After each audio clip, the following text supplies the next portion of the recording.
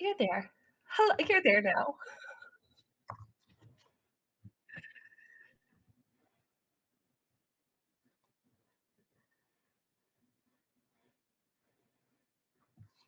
Alberta by-elections today. We've got a by-election in Olds Didsbury.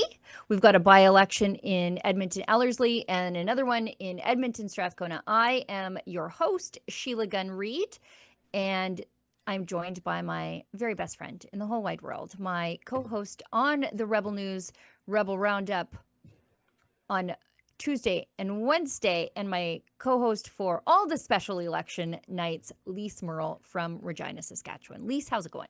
Well, hello, my darling Sheila Gunn Reid, and hello, Rebel fam. Not to put too fine a point on it, but just wait, you guys. Just wait until you hear about the lineup that we've put up for you guys for this Alberta by-election special edition Rebel Roundup for you tonight. Not to say that it is a 5-star gold-plated cast, but it is a 5-star gold-plated cast, and I just cannot wait to tell you who we are about to have on. Well, which one of us is going to do it? Should it be me? Should Yeah. it be you? Okay, Yeah, it'll be you me. go first. You go first. Okay. Yeah. Okay. We worked really hard to put this together. We are putting together guests like right down to the wire. We thought, well, if we got 4, it'll be a very interesting show. But no, we've got way more than that. So what I can tell you right now is the polls close at 8. So we're going to do a little blabbity blah here for about 10 minutes, talk back and forth about what's happening, tell you how you can get involved in the show. But first, I want to tell you who we've got on. So you may know him on X as Marty Up North. We've got Marty Belanger. He's joining us at 8. An avowed separatist. Then we've got Sean Newman of the Sean Newman podcast. He's joining us at 8:15. He's based in Lloyd, and he does some future capital of future the new capital. Province. Yep. Future capital of the province of Buffalo. Many of you know him. I mean, when we go to Sean Newman events, the overlap between people who watch Rebel News and people who listen to Sean Newman, well, the Venn diagram, as they say, is a circle. Then we've got Carla Treadway. She is not a Westerner, but I thought we'd bring her in because I think she has a I'm curious of what people looking in from the outside have to say about us. You know her as a podcaster, A Diary of a CEO. No, not Diary of a CEO. What's her podcast called? Lise, remind me. I can't remember right now. Shoot. It's the Carla Treadway podcast. That's That's what I call it. But she is smart as a whip, and she has some really, really great political insight. I think she's coming to us from Ontario tonight. Yeah, her cabin in the woods. We also have at 8:45. It's been a long time since he's been on Rebel News, and that is to my great regret and shame. TK El Naga. TK El Naga, formerly of the Maverick Party, was a independence advocate before it was cool. Rodeo cowboy, entrepreneur, just a born-again Albertan. He's just so interesting. He's got a unique take on this because he's seen the ebb and flow of the separatist movement over, I think, the last 4 to 5 years. And then we have Angelica Toy. She is on the scene at the Alberta Republicans HQ in Olds Didsbury. Wow. She'll be joining us at 9. And it just came to my brain. Carla Treadway's podcast is called The Sovereign CEO. And that's what it is. That's what it is. And she was really great during the federal election, had a lot of insightful things to say. And then 9:15. Last but not least, the finisher, the absolute finisher. You were going out on a high note. You may know him as This Hour has 222 minutes on X. He frequently is on the podcast with Sean Newman, and he's hilarious. We're gonna have fun. So this is Tuesday. 222 minutes is on with us at 9:15. Can't wait to hear what he has to say. By then we should have some election results. These are by-elections, so voter turnout is generally low, and these things come in fast. So we should be able to wrap the show by 9:45, which means if you guys want to get involved, do it now. Do it early, and I'll tell you how. So if you want to send us a chat, the best way to have it seen and read on air is to send it in the form of a paid chat. And if you are watching us on Rumble, we love you for supporting a great free speech platform. Their chat over there is called a Rumble Rant. If you send it to us, it's over the $5 US cutoff. It's obligatory to read it on air. But as I always say, we do our very best to get to all of them. It's just time permitting. We might be running up against a guest or the clock. So, but as I said, we do our very best because we know, like, every little bit helps. Whether you're a big donor or a small donor to Rebel News, there is no Rebel News without you. And if you are watching us on YouTube, by some miracle, we remain remonetized over there. I actually think it's a mistake. But we are remonetized over there, so you can leave us a super chat. The same rules apply if you're watching the recorded version of the live stream. There's a paid chat function called Super Thanks that you can send us after the fact. So that's that. We should talk a little bit about the by-elections, where they are, who's running where. So we've got Edmonton Ellerslie. That's been vacant after NDP MLA Rod Loyola, who some of you may remember from many of his greatest hits, but one of them was spoken word poetry about Hugo Chavez. And par for the course for a dipper. Par for the course. Yeah, he just radical, pro-Hamas kind of guy, anti-Israel. Anyways, he resigned in March to run for the federal Liberals, ostensibly cutting out the middleman of Jagmeet Singh. Just run for the Liberals directly. Yeah. And then in Edmonton Strathcona, it's been vacant since former NDP leader and Premier Rachel Notley resigned back in December of 2024. And that's when she went to work on the Prime Minister's task force on trade with the Americans. You couldn't find a more anti-American politician to be involved in all of this, but they thought she's the one for the job. When she was first elected, she recalled our special envoy to Washington, Rob Merrifield. His job, he was a former Harper cabinet minister. His job was to just advance Alberta's interests in Washington. And she's like, no, you're coming home. And so what happened? Keystone XL died on the table. And then we've got Old Didsbury Three Hills. Now, this is vacant after UCP MLA and former Speaker Nathan Cooper resigned to become Alberta's representative in Washington, doing Rob Merrifield's old job. And Nathan will do a great job at that. Now, Old Didsbury we're watching because there's a separatist party running there.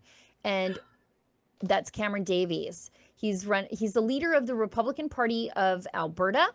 He's running against Tara Sawyer of the United Conservative Party. Now, this will be, I think, interesting, but not for the ways that people think it will be. Because here's my prediction. I don't think people who have lived through the dark days of Rachel Notley are willing to cast a vote for Cam Davies over Tara Sawyer. I think whether you're a separatist or voting for the UCP, I actually think that that people, because those two things I think are, again, the Venn diagram is a circle, but I think a lot of people are like, we're just not going to risk it. So that doesn't mean that there's a decline in the separatist sentiment in Alberta. I think this will be sort of a decider about whether or not this will be a party movement or a people movement across party lines.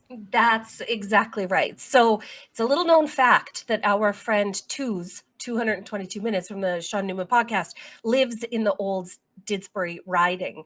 And he observed an absolute ton of Republican Party of Alberta signs in Didsbury.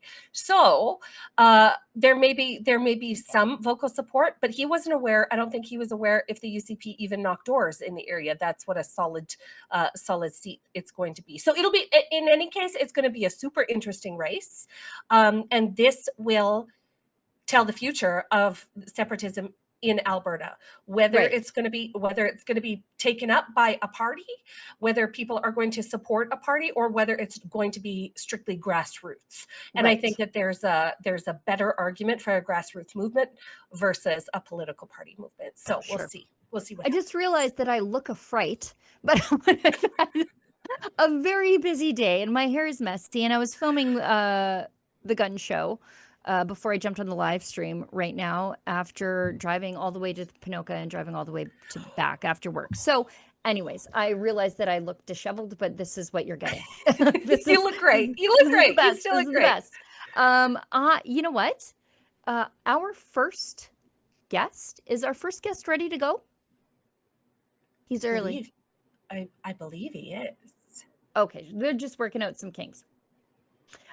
We've got and Edmonton Strathcona. I just want to talk a little bit about this riding. Okay, real quick. Edmonton Strathcona is Rachel Notley's riding. It has not been a conservative anything for years and years and years. Okay, I think we've got Martin now, but Edmonton Strathcona, that's where Nenshi's running. So Nenshi, former mayor of Calgary, zero ties to Edmonton, has decided, I'm going to pick the safest NDP riding in the entire province to run in. And you know what?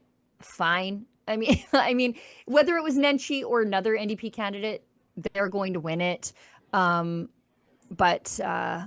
Yeah, but talk about taking the laziest path of least resistance in that he could.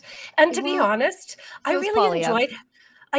Okay. Yeah, I guess. Right. But I'd rather have Nenshi just crawling out of whatever hole he lives in to scream at the cameras and then have to crawl back in without a seat. That's where I appreciate Nenshi the most. But the darkest parts of my heart, appreciate the fact that he has to text his messages in to the deputy leader from the gallery during question period. And I want it to remain that way forever, instead of having to listen to him just do this with his hands all the time. We have Marty now. Marty up north is ready to join the show. Is that correct, Olivia? There he is. Hi, Marty. How are you? Welcome, Marty. Ladies, how are you? I'm doing fine. Thank you. You know, I'm so glad you're on the show, because I don't want CBC Radio Canada to have all the access to you, because they love to talk to you about Western separation. Yeah, and pipelines. I'm on their special list of guests, but yeah, it's going to be an interesting night. I just wanted to I was listening to you before I jumped. Yes. The Republicans are running in all three ridings, right? So not just in Olds, they're running a full slate. So a full slate of three candidates. Yeah. Thanks for correcting me on that. I think the place where they stand the greatest chance of making any real impact, however, remains Olds Didsbury. Go ahead. Yeah, no, I agree. I'm not in that riding. I'm about 2 miles away from Olds from the riding. My riding is actually Peter Guthrie's riding, and he got kicked out of the UCP, right? He's an independent now.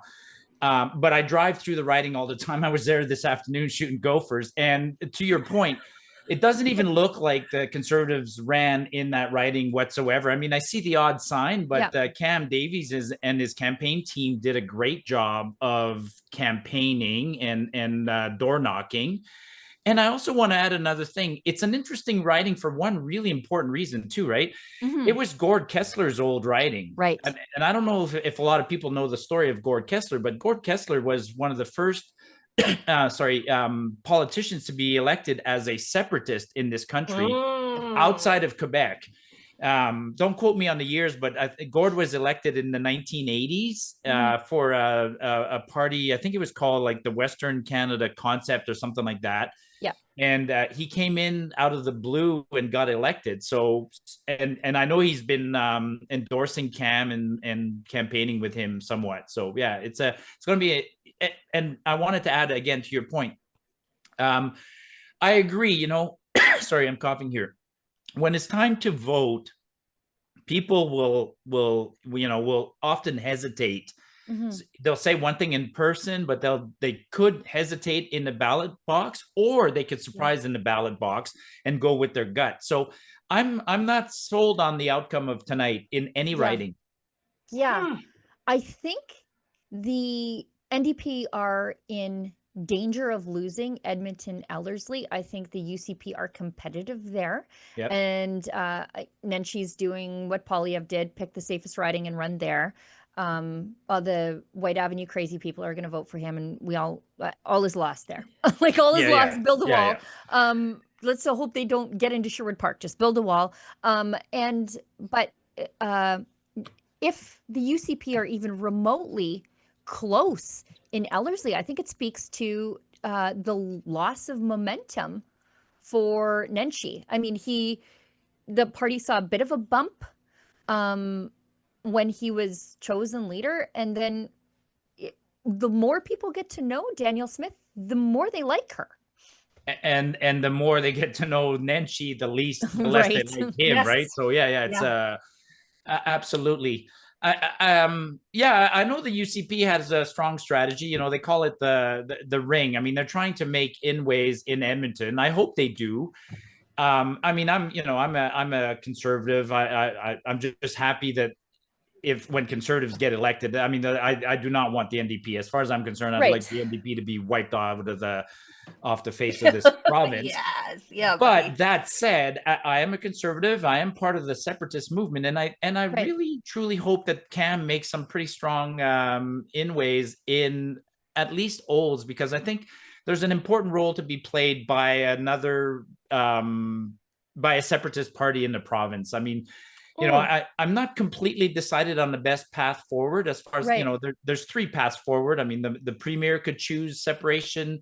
The Alberta Prosperity Project and other independent groups are moving with their grassroots approach. But I think having a party that's geared that way also puts a nice pressure on it. And by-elections by design are excellent times for constituents to send a message, right? You know, there's nothing to be lost for any group right now, or for Olds to vote, for instance, for the Republican or for Edmonton. Nothing to be lost. Right. You know, and would a separatist who was elected in Olds, Didsbury, Three Hills vote with the NDP? No. You know what I mean? You're just getting another conservative at the end of the day. Yes. In a current government. I mean, if we were, excuse me, I got something in my throat. If we were starting a fresh slate across the province, I'd be, then strategic voting is important. But today, one seat flipping doesn't change the outcome. I mean, I didn't look, but what's the I think it's 46. Yeah. So yeah, it's not going to change. Right.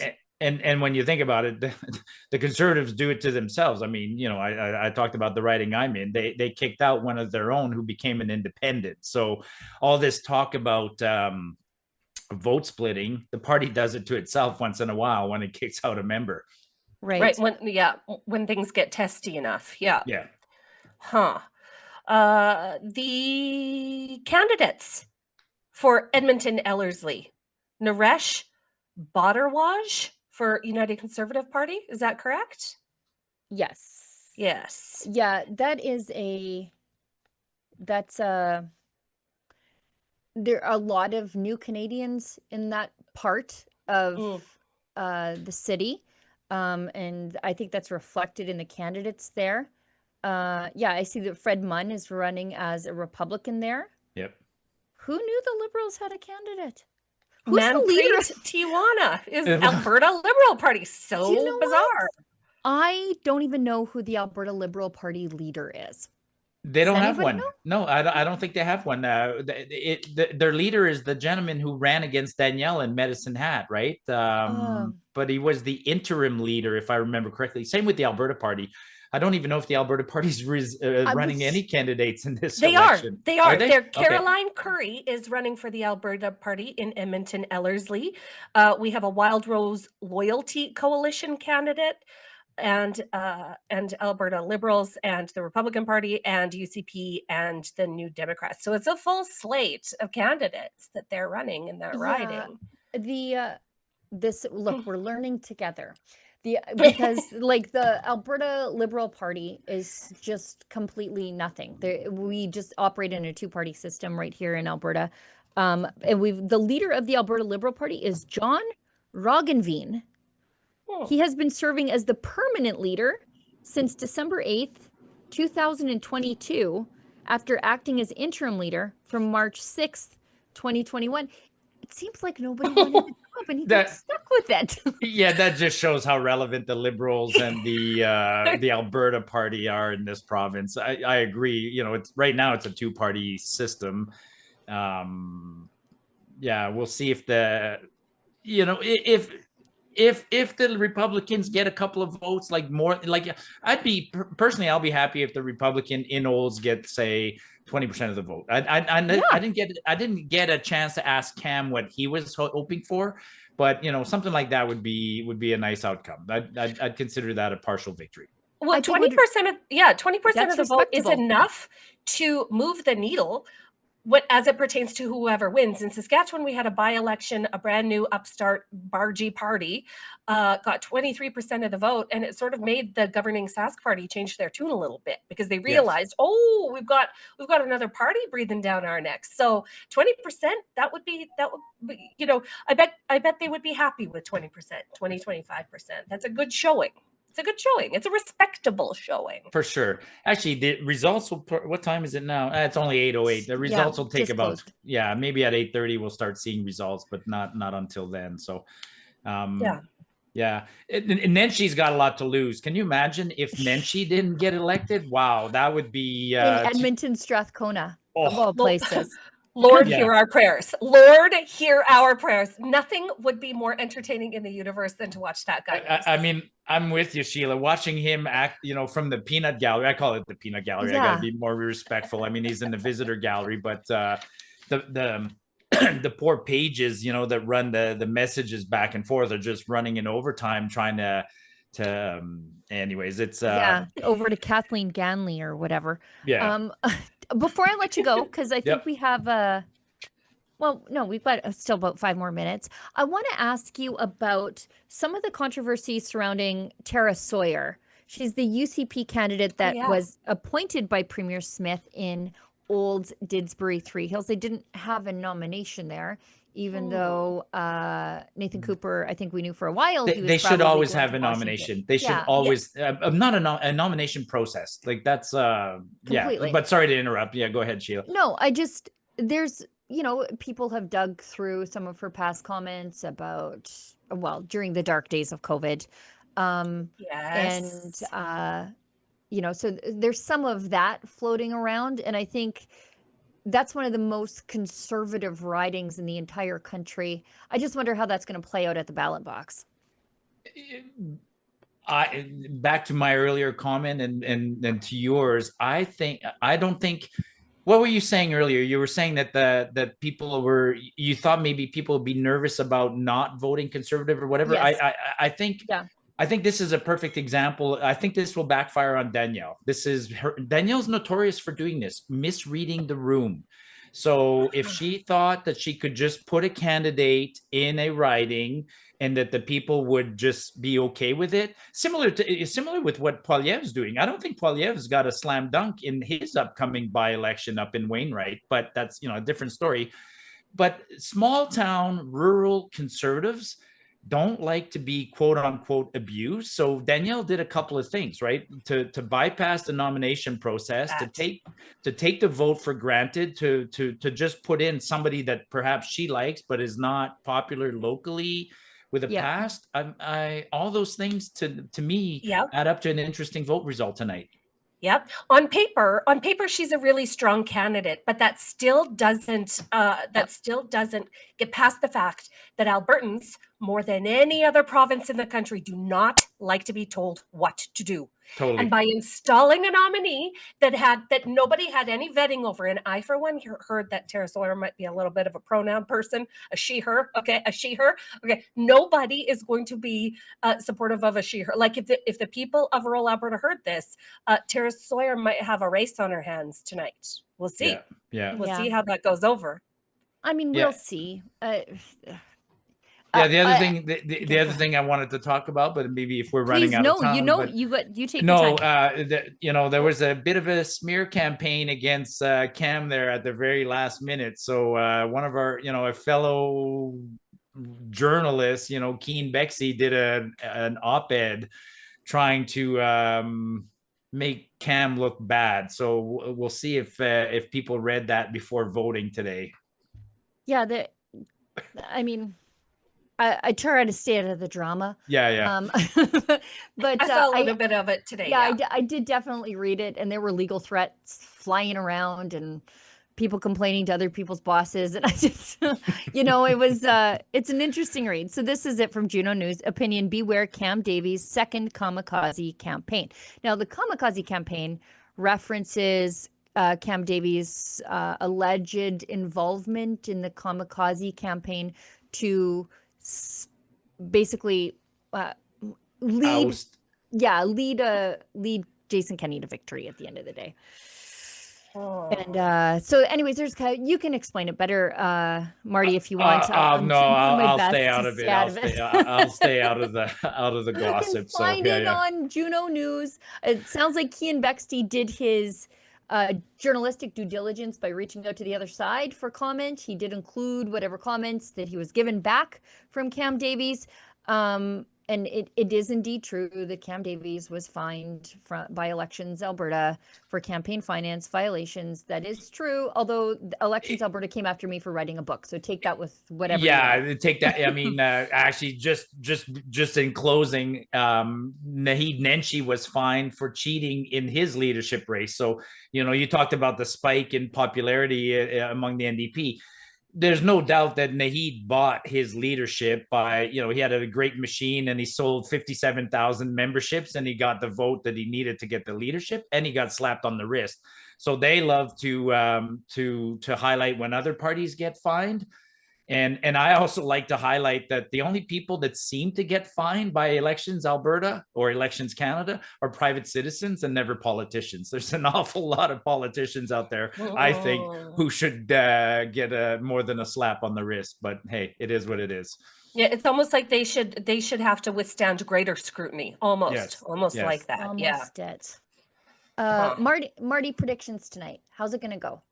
Edmonton Strathcona is definitely going to go to Nenshi. I'm tossing Ellerslie in the air 50-50. Yeah. I think just the bad blood, the bad memory of Rod Loyola. I mean, like how he ever got there to start with, and then when he got let go, or when you told the story, the story. So I'm tossing that one in the air. Maybe the people of Edmonton Ellerslie are ready for a change.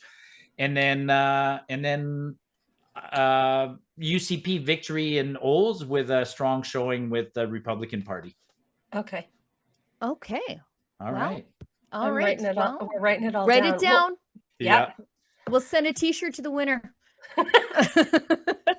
Always a pleasure, ladies. Have fun. I see you got Carla. Say hi to Carla for me when you when I log out. Oh, there she is. I can say hi myself. She's here already. There's Carla. Marty, thank you so much. Before you go, tell people how they can find you. Marty Up North on Twitter. Find me, engage with me, and I love to chat. Absolutely. Awesome. Oh, you're just the best, Marty. Thanks for being here tonight. Thank you so much. You were the first person I thought of, Marty. Cheers, folks. Good night, everyone. Thank you. Bye. Bye. Now, I am confused because I thought we were going to have Sean Newman next, but maybe since I organized the show, I probably screwed that up. And as you can tell by my hair, a hectic kind of day. So actually we have, it looks like, Olivia, do I have that right? That's Carla Treadway joining us. Yeah, it is. It sure is. Thank you. Carla, hi. Let's bring Carla on. You probably had it right. I had a 9:30 invite, and then Sean texted. He said, "Can you come at 8:15 instead?" I said, "Yeah, okay, no problem." Swapped. Oh, look at that! Our guests are organizing themselves.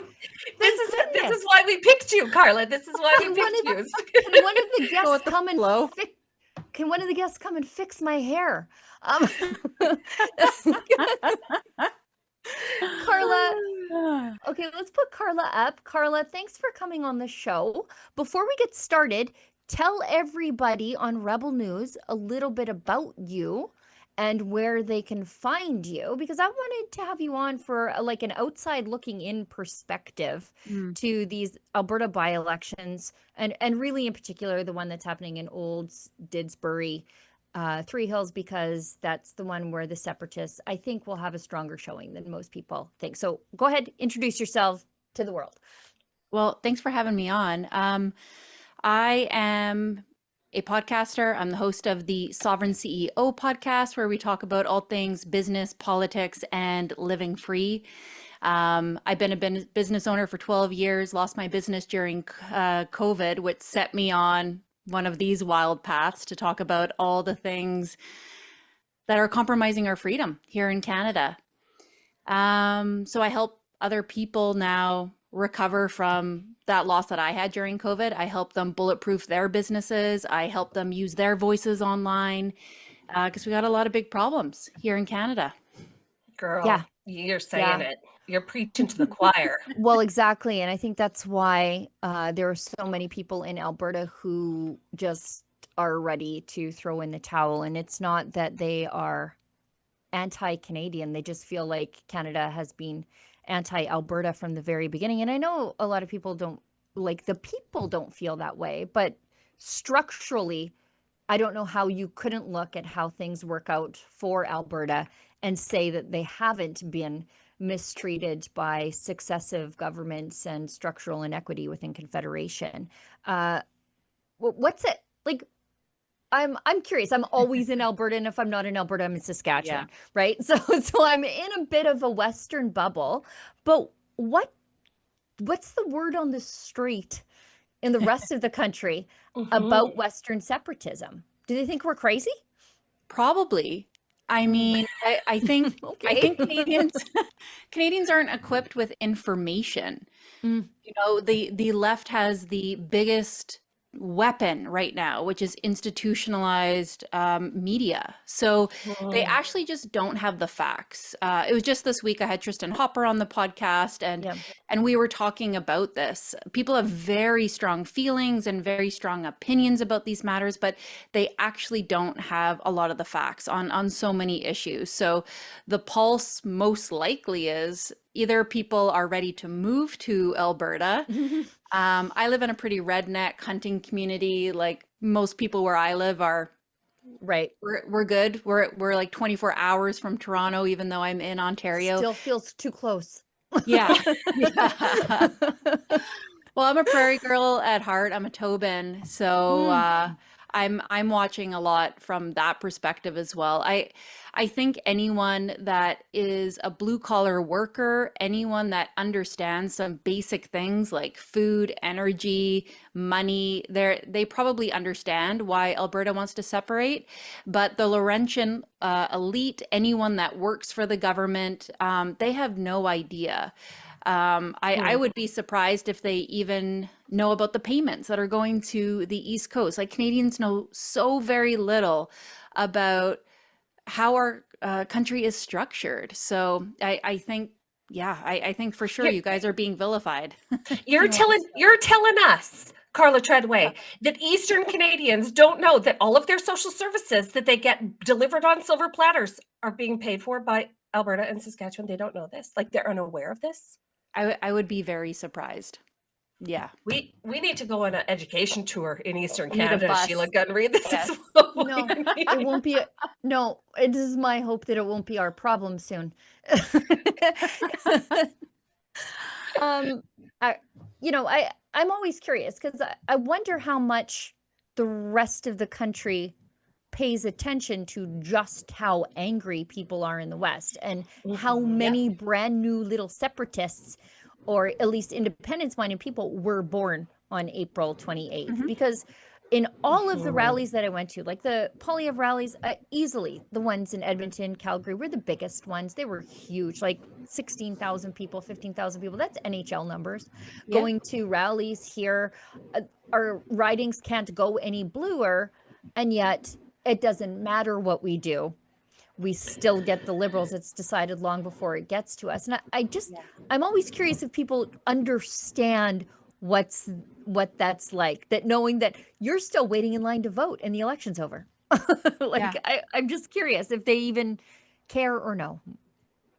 I think they see those big numbers, but what I can say from an outsider's perspective, I think we have a big problem with the right always fracturing itself. Like as an insider, as someone that understands why you would want to, I can also look from the outside and say, I don't think you have as much support as you think. Like first, I was blown away by those numbers that it was closer to 30%. I think it's actually closer to 50%. Last polling data was like 47%.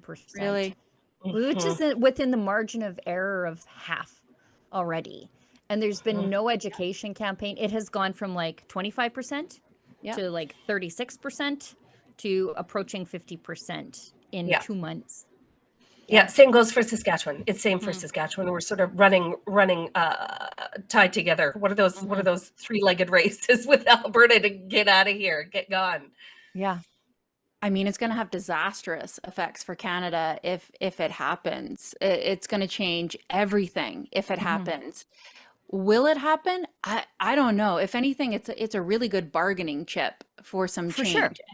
And you know, listening to Brett Wilson, that's how he talks about it. When people talk about separation, he says, are you going to build a wall? Are you going to build a moat? Or are you going to do paperwork? And people kind of furrow their brows and they say, well, paperwork. And he's like, yeah, well, that's cutting a deal. Like most likely the situation will lead to cutting a deal.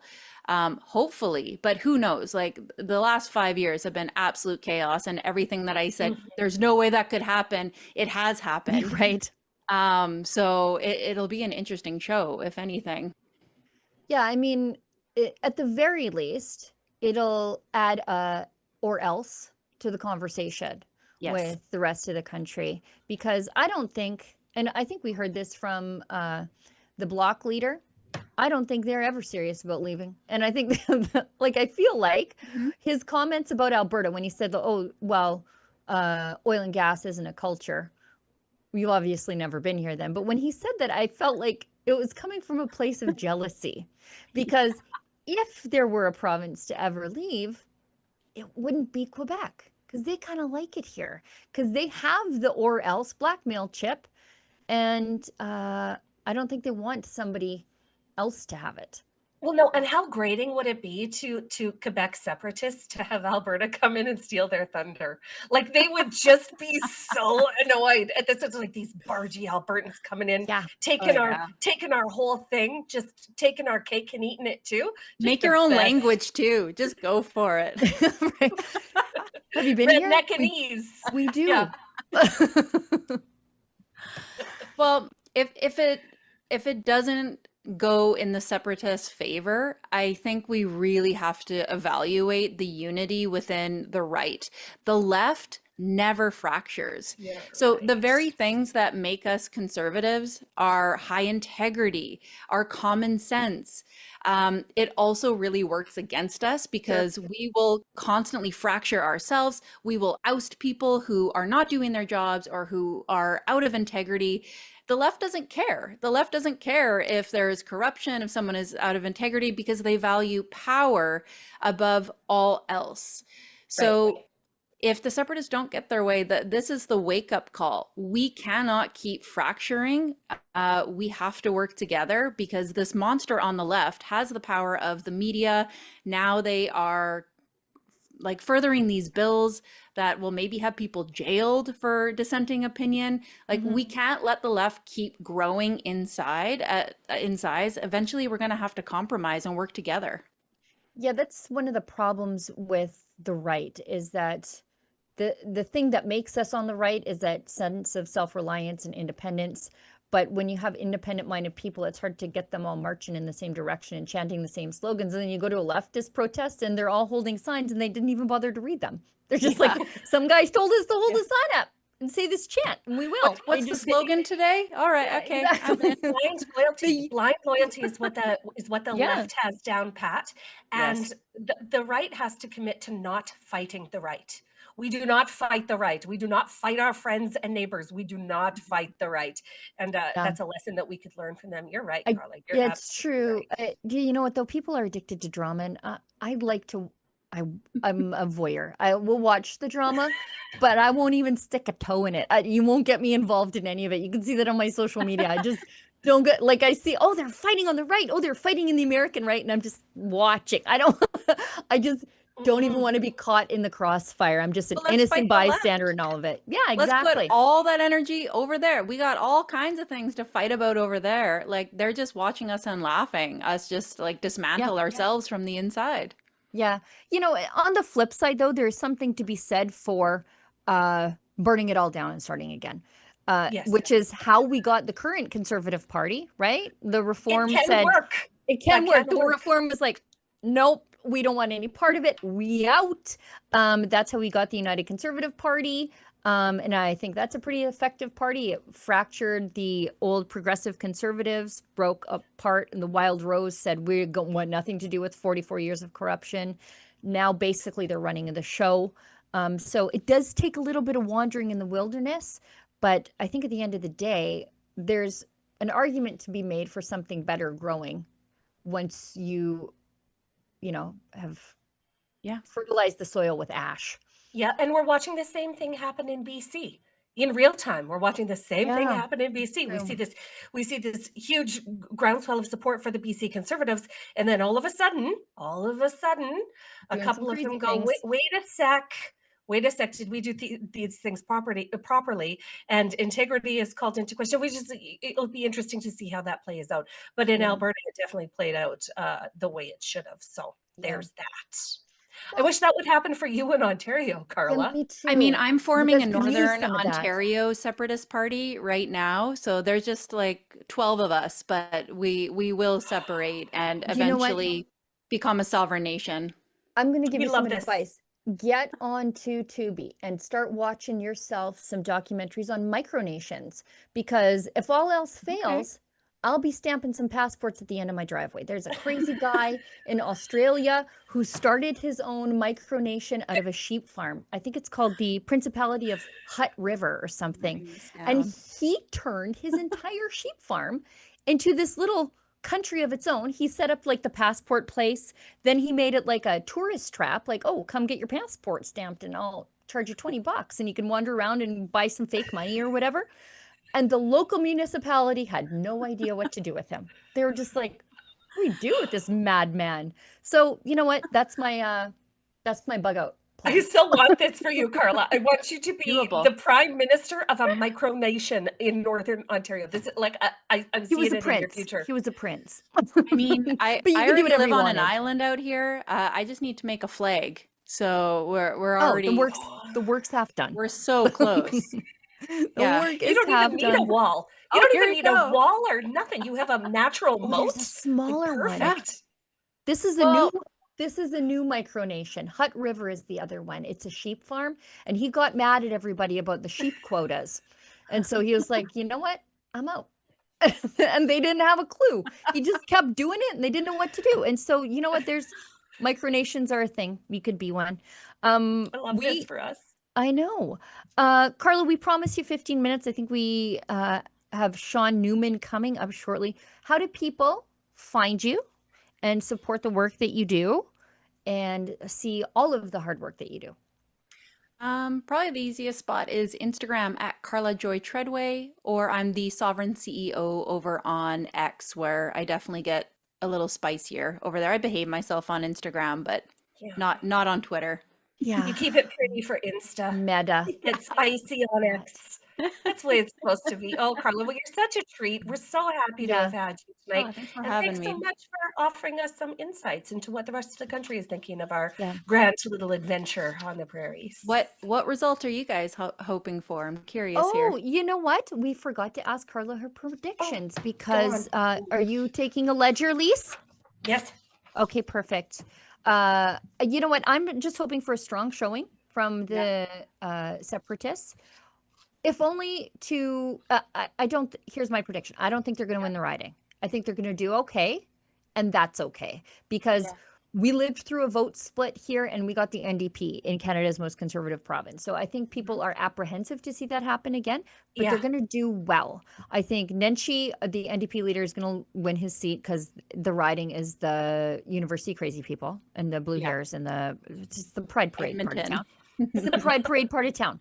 Shame parade. Yeah. Sheila, and shame the other riding, Edmonton Ellerslie, I think it's a toss-up. It could go either way. And that is a testament to how poorly Nenshi is doing. What do you think, Carla? I know you're not an Albertan, so you're not as deeply in the numbers as me, but... Well, Nenshi's going to win for sure. And anything Edmonton, your cities are pretty captured by the leftists. So I think Nenshi's going to take that one. I definitely don't want the separatists to win. I don't know about the Republic Party, but I agree. I think it would be good for them to have a big role there, because then you guys will have more bargaining power. But I really hope that Tara Sawyer takes over. What a good, fresh face to represent the Conservative Party. She's only 27 years old. No more of this like just old white guy stuffy narrative of like, look at all the young people that are rising up as Conservatives. I think that's actually really important for the movement to actually show there are so many people that actually share this thinking, so many common sense Canadians. So I really hope that Tara wins. You know, it's funny. I can tell you're from Ontario because we have a lot of young ladies sitting in the legislature as Conservatives in Alberta, and Tara would just be another one because we have a very young Conservative movement here. But that, I guess, is the difference between Doug Ford's Conservatives and the frisky ones out here in the West. We're just a different breed, I think. Yeah, at least Dougie's been pretending like he's a conservative lately. Yeah, he's saying some kind things, of applauding. He's had a great 2.5 weeks. Like, go Doug. That's more than he's done in years. We should have castle law or something. There's people with guns and crime everywhere here. Like, it's like he just woke up. Yeah, he wants us shooting bad guys in the street, and I'm like, where were you the last 6 years? Yeah, hey, Doug, good to have you here finally. Like, thanks for showing up, buddy. Yeah, I just keep thinking that it's like he's gonna pull his mask off and it's Rob underneath. It's just the best. Everybody would just be delighted with that, though. That's the crazy thing. Be like, Rob, we knew that you were up to something. That's right. Just missed you, buddy. Okay, I think we were signing off with Carla. We've got some early results coming in, so let's check on those, and maybe we can track down where Sean Newman is, because he's running a little late, and that's okay because we are real good at talking and ragging the puck over here. Well, so Carla Treadway, again, it's just such a treat to have you. Thanks so much for being here, and just stay sovereign. Stay sovereign. Yep. I'm coming to get my passport stamped at your micronation. Yeah. Yeah. Island, we are a republic. Bye. All right. Bye. Thank you. We got some early results coming in. She's a delight. Maybe we might not have Sean Newman and we'll just go straight into Tarek, which is fine. But early results, if we're looking on the Elections Alberta website, we've got the UCP at 100 votes, the NDP at 10, that seems high, and the Republican Party at 25. So they're running at about 1/4. 25%. Yeah. 25. Who said 25%? I said 20. I did. You said 25. Yeah. Yeah. I thought 25%. Between 20 and 25%. T-shirts do you need? 7 million. Edmonton Strathcona, the NDP 56, Alberta Party 1, Republicans at 2. Which is, I mean, the Alberta Party used to be just like the Teachers Party. They were just like the ATA people. Okay. I don't know what they're doing now. I think that sort of went over to the NDP now. And the UCP are at 11. And then nothing in Edmonton Ellerslie, but Edmonton Ellerslie, I won't be surprised if they disappoint me and it goes orange again. And that's because they elected Rod Loyola not once, but once they knew him, they elected him again. So, you know, I don't know. All right. They're not well people. No, they're not. Rebel News Studio, Olivia, could you do me a favor? Marty retweeted it, but I think this is a great way to kill some time as we wait for our next guest and for the results to come in. Marty Belanger tweeted it, Marty Up North, and CNN came to Alberta and did a mini documentary on Western separatism. Really? Yeah, it's quite something. And then they found the local mask-wearing crank, although she took her mask off for the interview. But you just know this lady wears a mask in the grocery store still when you talk to her. They find her. So what they did was they went to two, I think, APP events, one in Calgary and one in Red Deer, talked to some people, and then did a little mini doc on it. And then they found like one random lady who was like, yeah, nobody's a separatist in Alberta. It's like, are you crazy? It's like 47%. But okay, get outside your bubble, lady. Anyways, let's watch this little mini doc and put some time beneath us. Okay. Oh Lord, won't you bring me independence? Otherwise, it's killing me. I must make Canadian patriotism is at an all-time high in the face of U.S. President Carrie. Donald Trump's threats to turn their country into the 51st state. But for these people in the oil-rich province of Alberta, the problem isn't the U.S., it's Canada. Yeah. This is the only political event I've ever been to in my entire life because I believe in it so passionately. Abusive, an abusive girlfriend. Relationship, yeah. It's not that we want to leave Canada behind, but at the end of the day, how come it's okay to leave Alberta behind? Canada is literally planning the destruction of our culture, the destruction of our economy. This is Jeff Rath, a Calgary-based lawyer and one of the most vocal proponents of secession in Alberta. Hop in, we'll go to the top of the hill. The Canada we all grew up in doesn't exist anymore as far as most of us are concerned. We have far more in common with people in Montana than we do in Ottawa and Montreal. Rath co-founded the Alberta Prosperity Project. The organization's goal is to turn the province into a sovereign country with close ties to the United States. Completely open border, zero tariffs on both sides of the border, almost completely integrated into the larger U.S. economy. The Angus Reid Institute, a Canadian public opinion research organization, found that just over a third of Albertans might support secession. But this minority view gained real political potential after the Alberta legislature lowered the number of required signatures for a province-wide referendum last month. I think we can't ignore the fact that a third or more of Albertans are fed up. I think that's a notice to Ottawa that they've got to take this seriously. The question is, what can we do to address it? Danielle Smith, the province's premier and a member of the Conservative Party, says she's against secession, but understands the reasons behind it. I think my job is to try to get people feeling good about Alberta's place in Canada again. It's really dangerous to be flirting with this idea. Right now, Canada needs to be unified.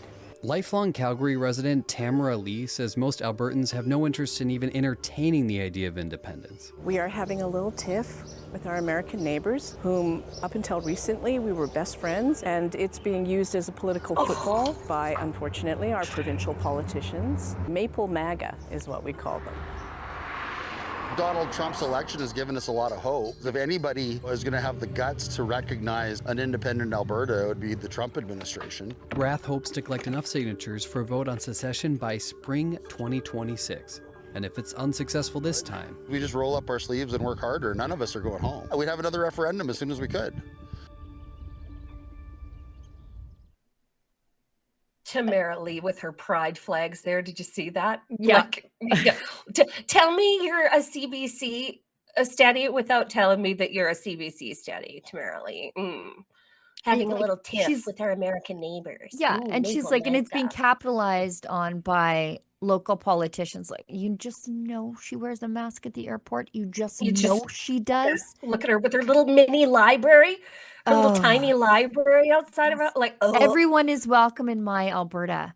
Oh, she's insufferable. She would be an insufferable neighbor. She's an insufferable woman. She's a struggle sessions at work. I can tell just by looking at her. Oh, you just know. You just know. Boosters. She's on her 57th booster. Coexist bumper sticker. You just know it. Yep, on a Prius. Yep. Girl rides her bike, has a basket on it. Oh, Yep. yes. Yeah. A diabetic dog that she keeps alive. A vegan Pension lining cat. up. A vegan cat for We're just calling sure. it all day. And Just they calling just it all CNN, day. they actually did a pretty good job of that, but that is not your run-of-the-mill Calgarian. That woman. That is an anomaly. Like, we wouldn't want the rest of the country to think that that's what Calgary looks like, because it doesn't.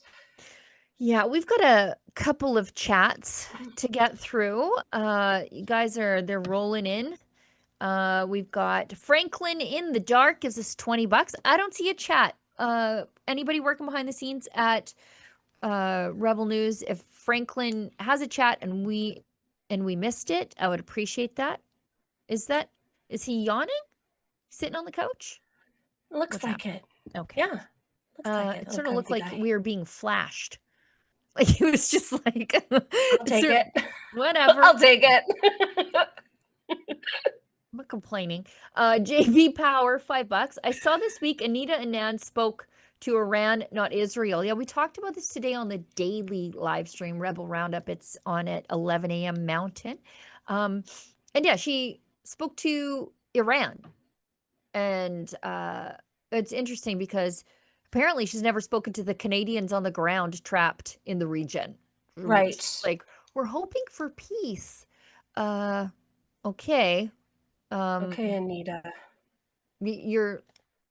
So you called up the death cult and told them to behave themselves? Yeah, please be nice. Anyways, shame. Sure, it's to ensure Canadian safety in Iran. What about wishing Israel to? I don't think she's ensuring anybody's safety in the region, because if you have been paying attention on X or on TikTok, there's like almost no communication from global affairs to the Canadians that are on the ground. I recommend Michelle Ferreri's X.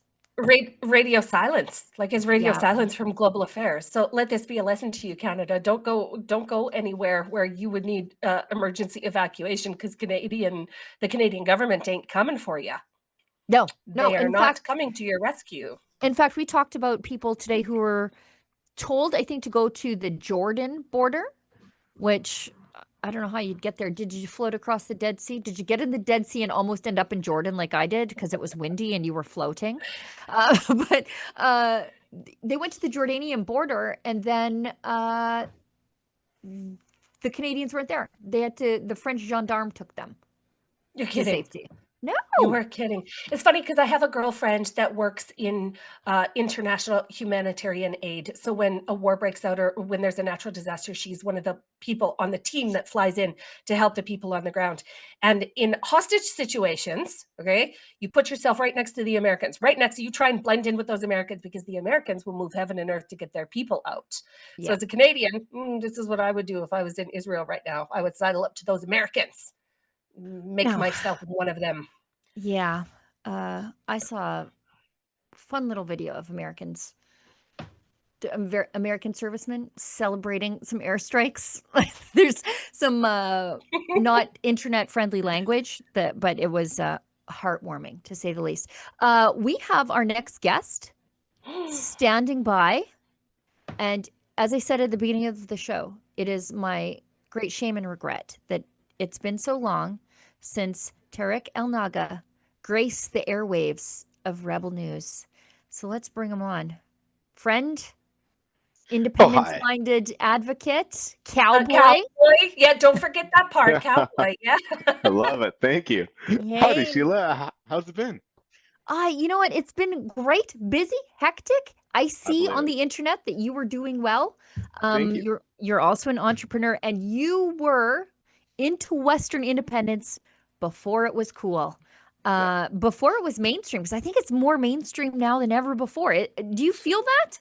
It sure is. It's a much more acceptable word, if you will, now to be in social gatherings and for people to openly say it and openly admit to it. So absolutely. Do you think that it is like the election of Mark Carney, seeing the East reward 10 years of liberal corruption with 4 more years of liberal corruption?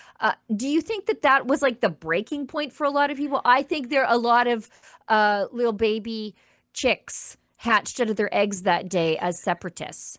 Yeah, it certainly might be.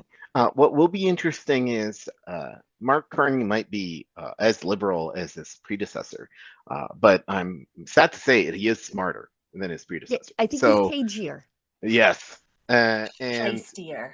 yeah, and the thing will be now, what happens on this whole Team Canada approach? Do we buy into it? Do we wait and see? Do we not? If I was a betting man, I think Carney may throw some scraps at Alberta. And because we're so used to abuse over the last 10 years, right, scraps might be enough for us, at least for the general public right now. So it's now that is yet to be seen. I do love that, we've got changed legislation now that has lowered the threshold for a referendum question. So I think that that's super healthy. So we'll wait and see what happens. It's I'm very curious. Yeah, let's see if our abuser buys us flowers and we forget the black eye. That's right. That's right. Yeah, sadly. Yeah, I mean, I don't know. I think this might be it because before Mark Carney was reelected, however you want to phrase it. I think it was like at 25%, and then we saw 33%, and then 36%, and now some polls put it at 47%, which puts it at kind of the margin of error between 1 and 2. Yeah. And I think it's like before it was like ebbing up, and now it's like skyrocketing. Do you think that's going to change? It all depends. Now, I have one of my friends who asked me about this, and I said it's one of those fine-edge sorts where if we wait too long, our memories are sadly very short. Yeah. And if we go too fast, we are by nature, the Canadian voter, left or right, is very risk averse. So we will be like, well, what happens to currency? What happens to border? What happens to military? What happens to my pension?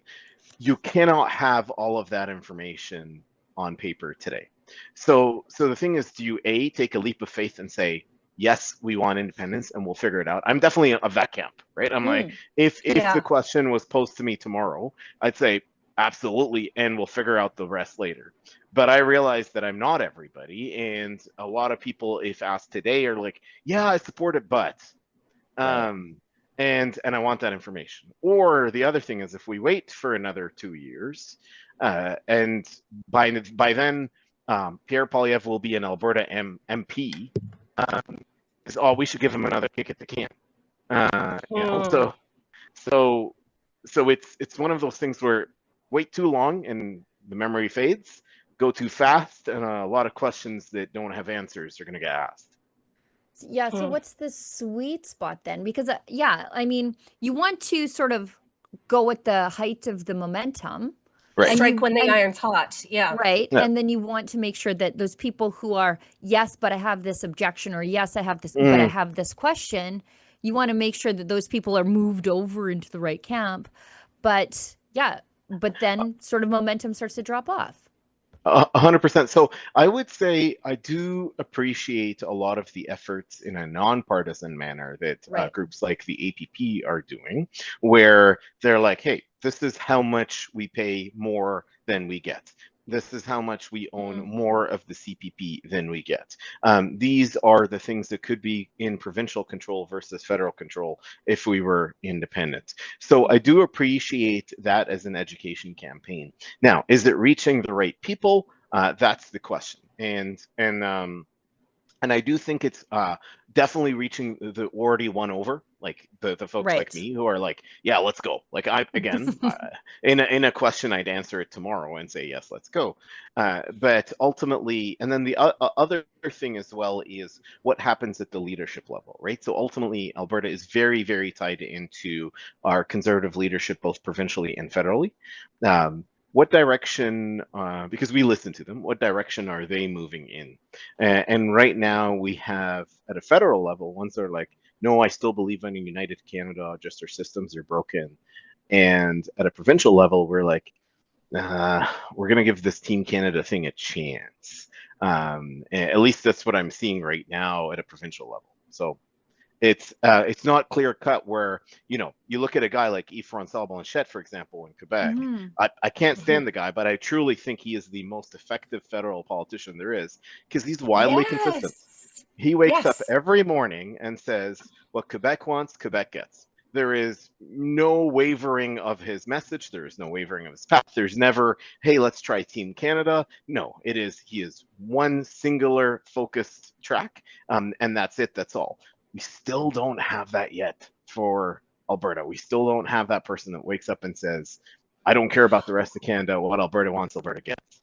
Well, wait until Pierre Poilievre has a seat in Alberta, because during the federal election campaign, he was hard pressed to talk about the equalization formula. Okay, you just could not get him. Well, you couldn't get him to talk about a lot of really important things to people in the West, because he had to appeal to those Eastern voters, right? Correct. But when he becomes an Alberta MP, you bet your bottom dollar he's going to take a big interest in equalization payments for Alberta in the rejigging of the equalization formula in Canada, because he will not survive as an Alberta MP if he does not take that Alberta first approach. So it'll be really interesting to see how that dynamic changes, especially that he is still the leader of the opposition.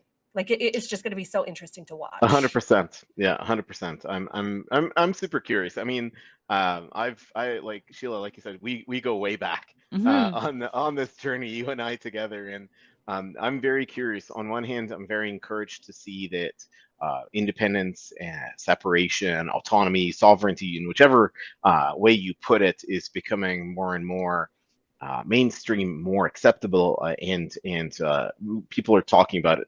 But I'm a man of action. I want to see action, right? And whether that action comes in one of two ways. So I've always said independence can come either as a switch.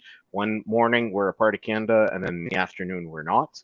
Or it can come in what I think will come is incrementalism, where Alberta has its own pension plan, own police force, own control of its own resources, own control of its own airspace and transport corridors, etc., to the point where Ottawa becomes irrelevant in our lives.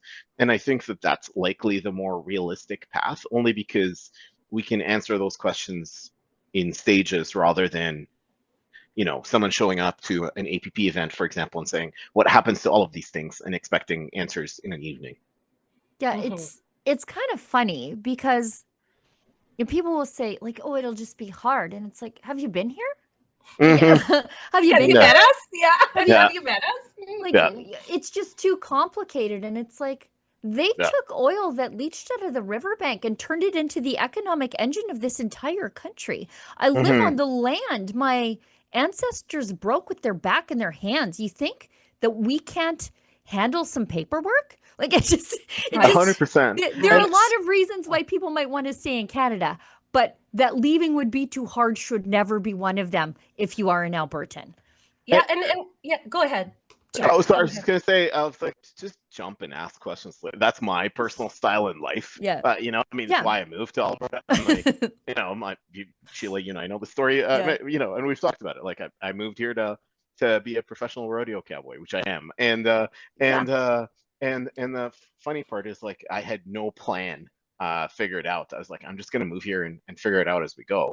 And here we are in my third professional season. Yeah, exactly. Now, that being said, I fully appreciate that we by nature some people are for pro-Alberta and they're pro-independence, but they are risk averse and want answers to those questions first. So it's a balance. I would say, if there was a number to put out, I would say if it doesn't happen within a year to 18 months that we get that question in front of Albertans, memories are going to be a little bit too short. Yeah, and that gives the federal government a lot of time to pretend like they're coming in with the bouquet of roses when really we all know they are red flags. And I hope that the people of Alberta and Saskatchewan have woken up to the fact that the federal government gives us nothing without taking something else bigger away. And we won't fall for their sweet talk and come on, baby. Come back, baby. I love you, baby. I'll be better to you, baby. We best not fall for that again. But I think your timeline is right on the money. Yeah, what does Andrew Wilkow say on SiriusXM? When the government comes with an open hand, the other one is always the fist. Like, literally always remember that. I wanted to ask you, Tarek, do you think, before we're asking election predictions too, but before we get there, do you think that the independence movement needs to grow within a party, or should it be nonpartisan? You know, you sort of have the party movement. The Alberta Republicans are running candidates, and all three, including their leader tonight.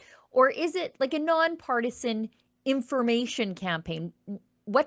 I think tonight might show us the path forward a little bit. I agree. I think ultimately the answer is a little bit of both. So using, again, the example of Yves-François Blanchet, as a politician, he's one track and, quite frankly, incredibly successful. Keep in mind, this is a party that runs in one province and has 20x seats, 24, 25 seats in the House, almost, 10-ish% of the House for a party that runs for one province. So you definitely have a political party solution to it. But two, you have groups like the APP that do not ask what your party membership is at the door. And people are coming in and saying, hey, you were a supporter of a sovereign independent Alberta, come on in.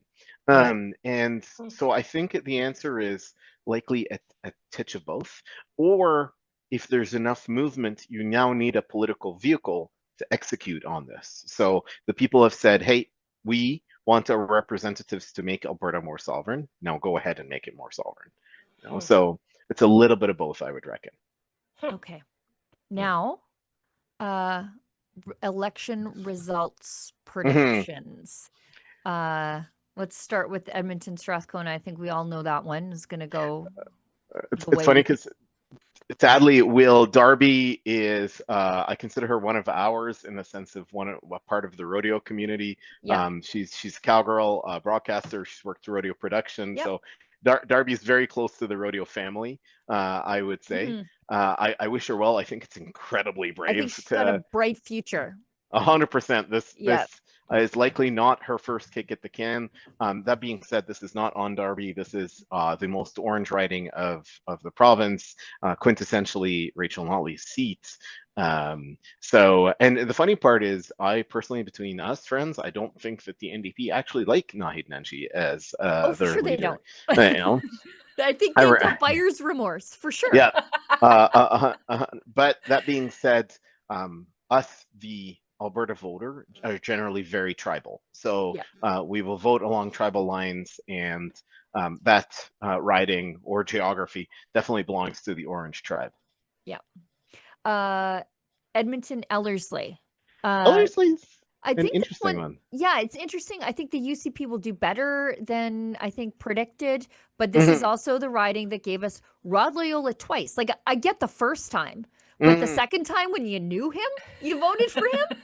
And the guy, keep in mind, is not a graduate of the NDP. He's the graduate of the actual Communist Party of Alberta, right? So the thing is, that one's an interesting one because you have two community candidates. So it's a question of who connected more with the community in that one. That being said, I looked at the raster results. Rod Loyola blew out that riding by like 65% of the vote. Right. It was not close. Mental. In the last, it was not close in the last election. So if that riding and the people of those ridings, if it tightens up, actually go out and, like the last two times, actually go out and vote for an actual communist, then the question becomes, how's that riding going to vote? I think it'll, to your point, I think the UCP will have a stronger showing, but I still think it goes to the NDP. Yeah, I think it speaks to the lack of momentum around Nenshi. Like, the NDP don't like him. Usually there's the longer a premier's in power, it sort of like tails off. Yeah. And Danielle seems to be at least maintaining or going up. So, and I think that's, it's a testament to her, but it's also like a Nenshi problem, a big Nenshi problem. Olds, Didsbury, Three Hills. What do you think is happening there? And what percentage of the vote do you think the Republicans are going to get? Ooh, good question. That's you're going to make it harder and trickier for me. I know. There's a shirt in it for you. Because like I said, I think we vote along tribal lines, and right now the love and attachment to the premier is very, very strong in rural Alberta. So I do think that the UCP will win this one. Now, in the question of Tara Sawyer's results, the candidate, versus Nathan Cooper's results, the candidate. Yeah. I think Nathan would have had stronger showings than sure. Tara would. And I mean, keep in mind, Nathan Cooper had a position of very strong prominence within the party, right? So he was the Speaker of the House. So more known than just, we'll call it an MLA seat. Yep. In terms of percentage, this is one of those rare ridings where I think you have two conservative horses in the race versus, you know, UCP 1, NDP 2. Like, I think this will be a riding where you'll see NDP 3 in that riding, rather in third place rather than second place. Now, in terms of percentages, yeah, I couldn't tell you. Come on, take a guess. Just a guess. I don't have a I'm gonna go with 10%. Write it down. I'm at 20. Lisa's at 25, but she's from Right. Saskatchewan, so she's enthusiastic. Yeah. Right. I think 20. And I think if they just do better than the NDP, Mm-hmm. that's a real showing. I think NDP single digits. I don't think beyond what is the traditional voter of the NDP. So that would be public sector, union, Yeah. etc. I don't think you're going to see a strong NDP showing in that riding. What will be interesting is to see what the Republican Party does and Cam does. I'm very curious. I think it'll be an interesting barometer, but I do think that the UCP is going to win this one with likely a smaller margin than what Nathan Cooper would have if he was, let's say, running again. So. Okay, that's it. You've gone over time. I've got Angelica on the line from the Republican HQ. Before you go, Eric, tell the world where you're riding next. Oh, so I am riding on my hometown rodeo in Airdrie here on Tuesday. Pretty excited about that one. It is always, they tell Tomorrow you rodeo. Or next one? Next Tuesday. Yeah. So. Okay, we will see you. Yeah, please. Okay. Road trip. Sheila, road trip. They always tell you the hardest rodeo to win is your hometown rodeo because the pressure's on. And I'm currently the only carded professional rodeo contestant from Airdrie, so it's the pressure's doubly on. So we'll see. It's exciting. I've got a great horse. He's been working amazing for me, so I'm super excited. So let's see how it goes. Nice. Okay, well, we're super excited to join you there. Like, this is our new plan for next week. Yeah. Fresh Please off do. of Panoka. Yeah. Please do. Absolutely. Absolutely. Okay, thanks, All right. We'll see you soon. Thank you so much. Bye-bye. All right. Before we get to Angelica, who's been waiting patiently, thank you so much, young lady. Let's just go to some results because that's really why we're here. So, and as I said, I would like to see the Republicans do better than the NDP. I mean, that is a victory for them. Edmonton Ellerslie, Liberals 26, NDP, and they only have 8 of 55 reporting.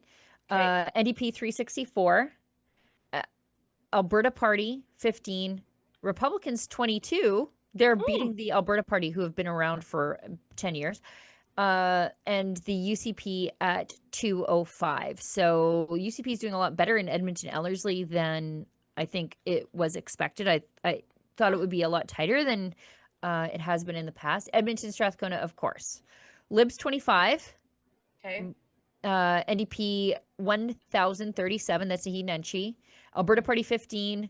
Republicans 10. UCP 142. That's Darby Crouch, who is a rodeo broadcaster. And then it's the West Weldrose.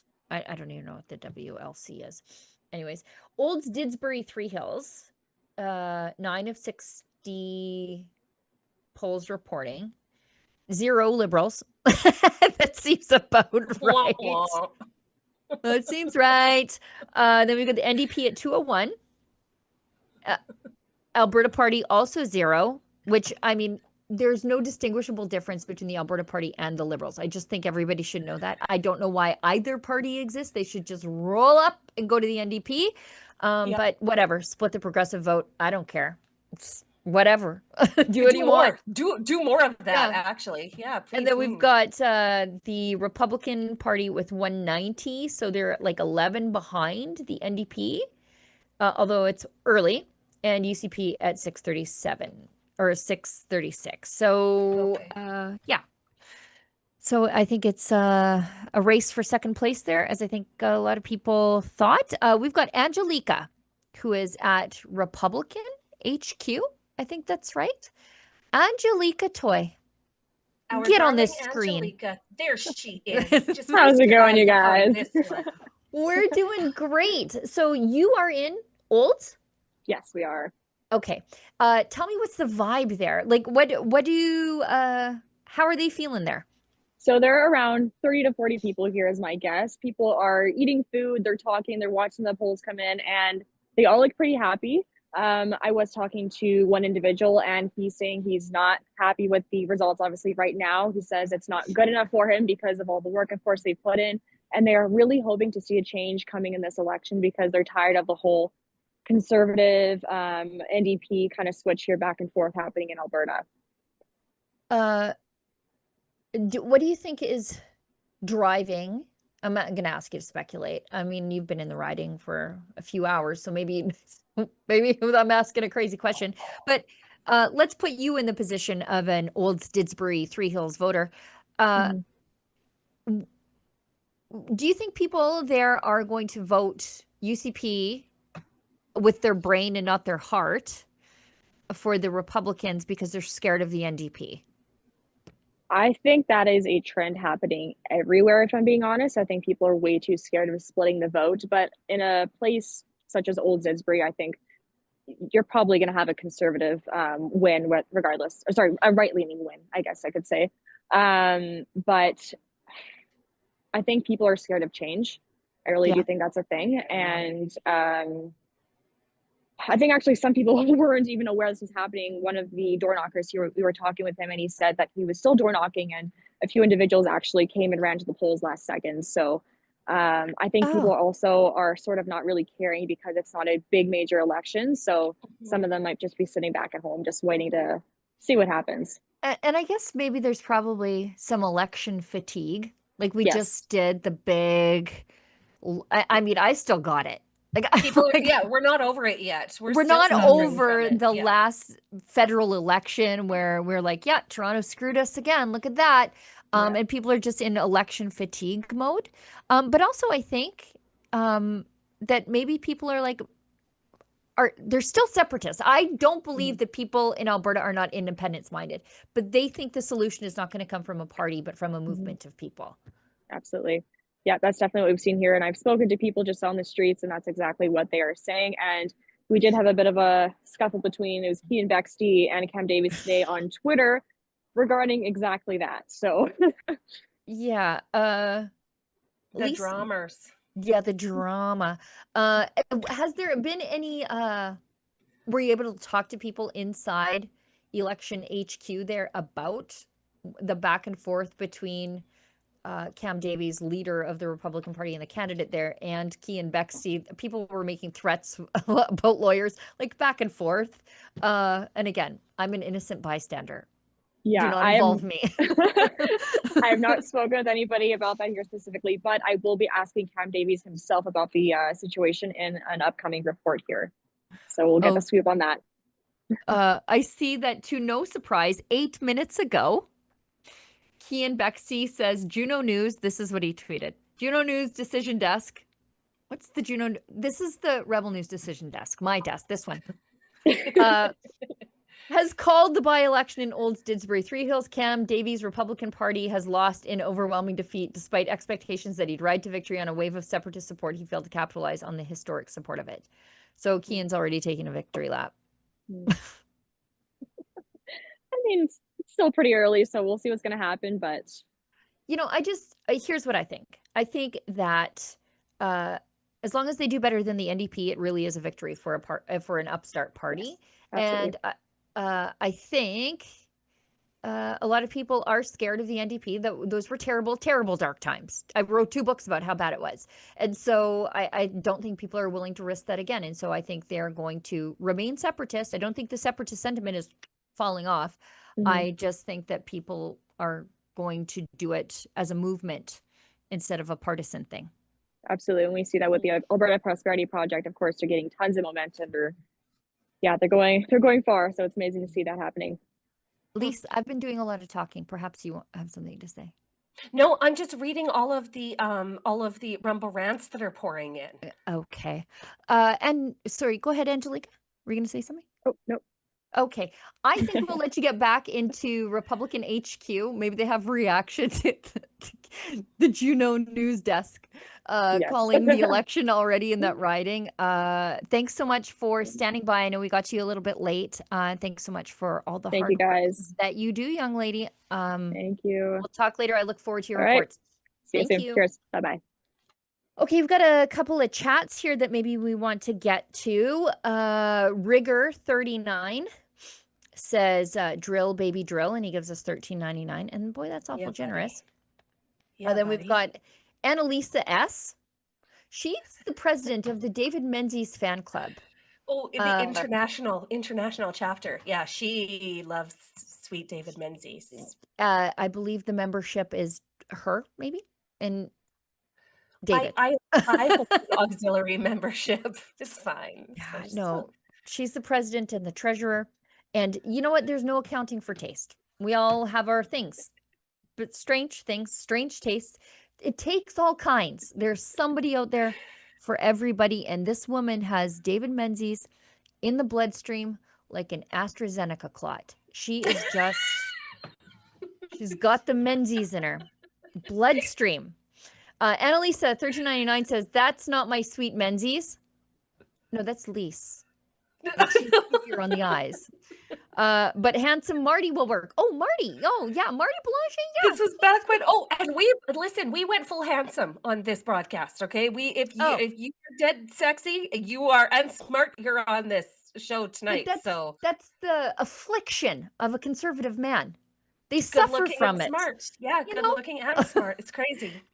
She says that you ladies are amazing and I love you both. Well, I feel sorry about picking on your taste in men. But we love you back, Annalise. We love you back. We appreciate you so much. And I haven't seen you in the chats in a while, so I'm glad to see you. But you are you're good for $13.99 if you've got just a hankering for David Menzies. I know you're gonna pop in, give us $13.99 and make me embarrass myself. If you wanna pop in and give us $1,000, that's fine too. Like nobody is gonna stop you. As a matter of fact, we I can't even imagine what David Menzies would do for $1,000 from her. I don't want to think about what we would do for that, Sheila. We're not that kind of show. This isn't Only Grants. This is not Only Grants. Only Grants, where I give you advice on why your bread isn't rising and how to finish that Afghan without all of your seams showing, which I could actually do. She's also great at pickling. Don't forget. Oh, I can pickle like a hot damn. Okay, we've got a few more chats, and we've got our guest standing by, eavesdropping. Oh, I can't wait. I just can't wait. AJ, don't like AJ's Eamon. Okay. I was hoping to show a photo of David Eby's Grindr profile, but I can't upload images. Too bad. No, not too bad. I think that's great. Keep up the great work, Rebels. Thank you so much. Unacceptable Fringe, $5. Sheila for new leader of the Republic of Alberta. No, because if there's a leader of the Republic of Alberta, we're going to have to do hard work to keep that person honest. And that's where I come in. Jeff Vernon gives us an unpaid chat, but someone screenshotted it, so I'm going to read it. I met Sheila and I have a crush, LOL. Well, get in line. Wow. Again, there's no accounting. There's no accounting for taste, is there? You know what? Let's see. PD12. I disagree. It may be hard and likely will be hard to separate, but I look at the unsustainable future being laid out for my family, and I'm willing to suffer it if it means a better life for them. Okay, I think that takes us to our next guest. Oh, and he is a treat. I just cannot wait for you guys to meet this guy. Yeah, here is you will know this guy from his time on the Sean Newman podcast. He is also an absolute weapon on the internet. He tweets under the handle 222 minutes. Everybody meet our friend Steve, also known as Toos. Hi, Toos. Look at that. Oh, you're muted. Oh, you're muted, Toosy. Unmute Toos. Where is he? Nope. Oh, sorry. he's still muted. There he is. I said hi. Thanks for having me, guys. Hey, great Hi, shirt, buddy. Yeah, it's well, I figured, I mean, when in Rome, wear your Right. favorite shirt. Right. So Yes. we are watching the election results very carefully in between chatting and, well, killing time because election bureaucrats are not known for their efficiency. We've learned over the last couple elections. Disappointing. I mean, I went and voted today. So for those of you who don't know, I live in this riding. And, first thing you see when you walk in is a lady wearing a mask. And I'm like, I know who she's rooting for. The NDP lawn sign for your face. Basically. Yeah, it basically could have been orange, and that's the only thing that could have stood out even more than that. I mean, you're looking at small town Alberta in probably one of the most furthest right wing ridings, and I mean, it was interesting. I think there was only about one NDP lawn sign, and it was my new neighbor. So there's that. Yeah, that's about it. Chase them out quick, Twos. Quick. Make it inhospitable in the area. They seem nice enough other than that. I don't really know them that well. I only talked to them once. But it was interesting.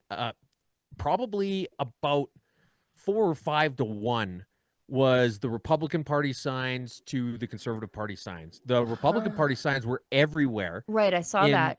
In multiple towns, not just mine. And yeah, I mean, the Conservative Party didn't do any door knocking as far as I know. Neither did the NDP for some reason. And I was kind of hoping to see Bill Tufts at some point come say hi, but he didn't. I don't think they had much of a ground game either, which was disappointing. I mean, I've got his book. He could have signed my book if he came by. Right. Now do we have some? Oh, go ahead, Sheila. No, I was going to say, do you think people have election fatigue? I was talking to Angelica, and she's in Republican HQ, and she was talking to some of their door knockers, and she said some people are saying they didn't even know there was another election going on, like a by-election going on. Are people just over this? Are they just like they're just democracy in general? In general? Yeah. Yeah, I think Albertans are a little bit tired of just not really having good options.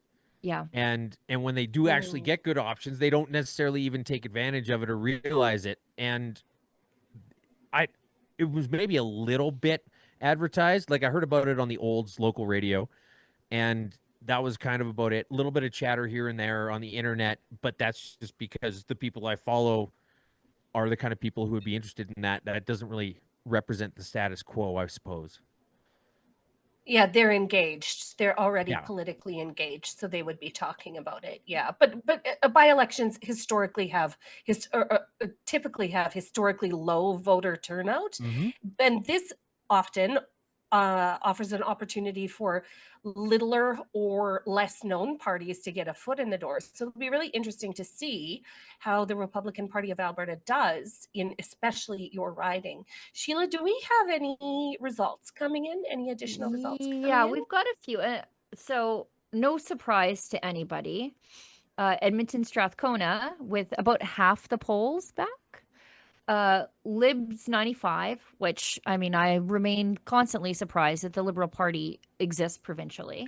The NDP, this is Nenshi, finally getting a seat, 2,240. The Alberta Party, which, again, remain surprised they exist, with 43. The Republicans have 22 in the deep socialist riding of Edmonton Strathcona. A UCP, Darby Crouch, has 434, and she was sort of a sacrifice candidate, I think, there. Yep. So that's no surprise. Edmonton Ellerslie, that's the riding that twice gave us Rod Loyola. And I understand, as I said, the first time. You didn't know him. A lot of people were paper candidates in 2015, but they elected him a second time after we knew everything about him. And he almost became a Liberal candidate as well. Right. Very close until his history of being a socialist beatnik. Socialist is too kind. Communist beatnik was sort of caught up with him. It was a bridge too far for the Liberals of all people. Although I did appreciate the efficiency of cutting out the middleman of Jagmeet Singh and just run for the Liberals, even if you're in the NDP. There's something to be said for that. But the UCP were I think they're far more competitive in this riding than people chalked them up to be. I think they worked really hard in this riding. The NDP are at 978, again, under half reporting, 978, and the UCP are 667. So as was pointed out That's by... 2/3. That's not bad. Yeah, and as was pointed out by TK El Naga, this was a blowout twice for Loyola. So even if they're, competitive, that's, I think, good. And the Republicans, 81 votes there. That actually surprises me. That seems like a lot for them in that really ethnic riding. And then we've got Olds, Didsbury, Three Hills, which Here's is... yours, Tuesday. Here it comes. Here's yours. The Liberals with a 0. You guys give yourself a pat on the back. Well, they didn't Well run a done. candidate is the reason why. Oh, dang So it. there was 4 on the ballot. Couldn't even bother. Oh. You know what? Save what little resources they have, because as I learned off the top of the show, their leader got sort of stuck with the job. He was the interim leader in 2021, and then nobody else showed up to take it from him. And he's like, I guess I'm the leader now. He didn't even want to run. They just said, this is your job, deal with it. Yeah. Rogovian or whatever. Yeah, Rogovian or something. He didn't want it. He just sort of got stuck with it. I can't remember exactly how to say the name, but it's got more G's than a rap video. Yeah, it does. Yeah. That's so funny. More G's than a rap video. Oh, God.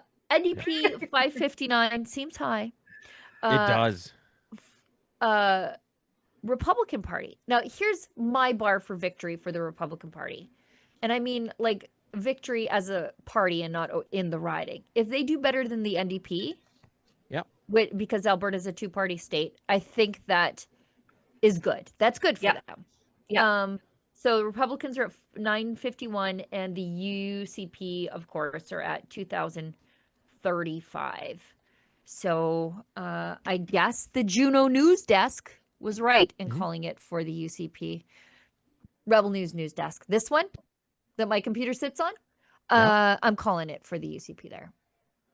It's probably fair. I think that this is a really good turnout, because you look at this. This is the only by-election where the UCP has anything to lose, and they've got a little less than a third of.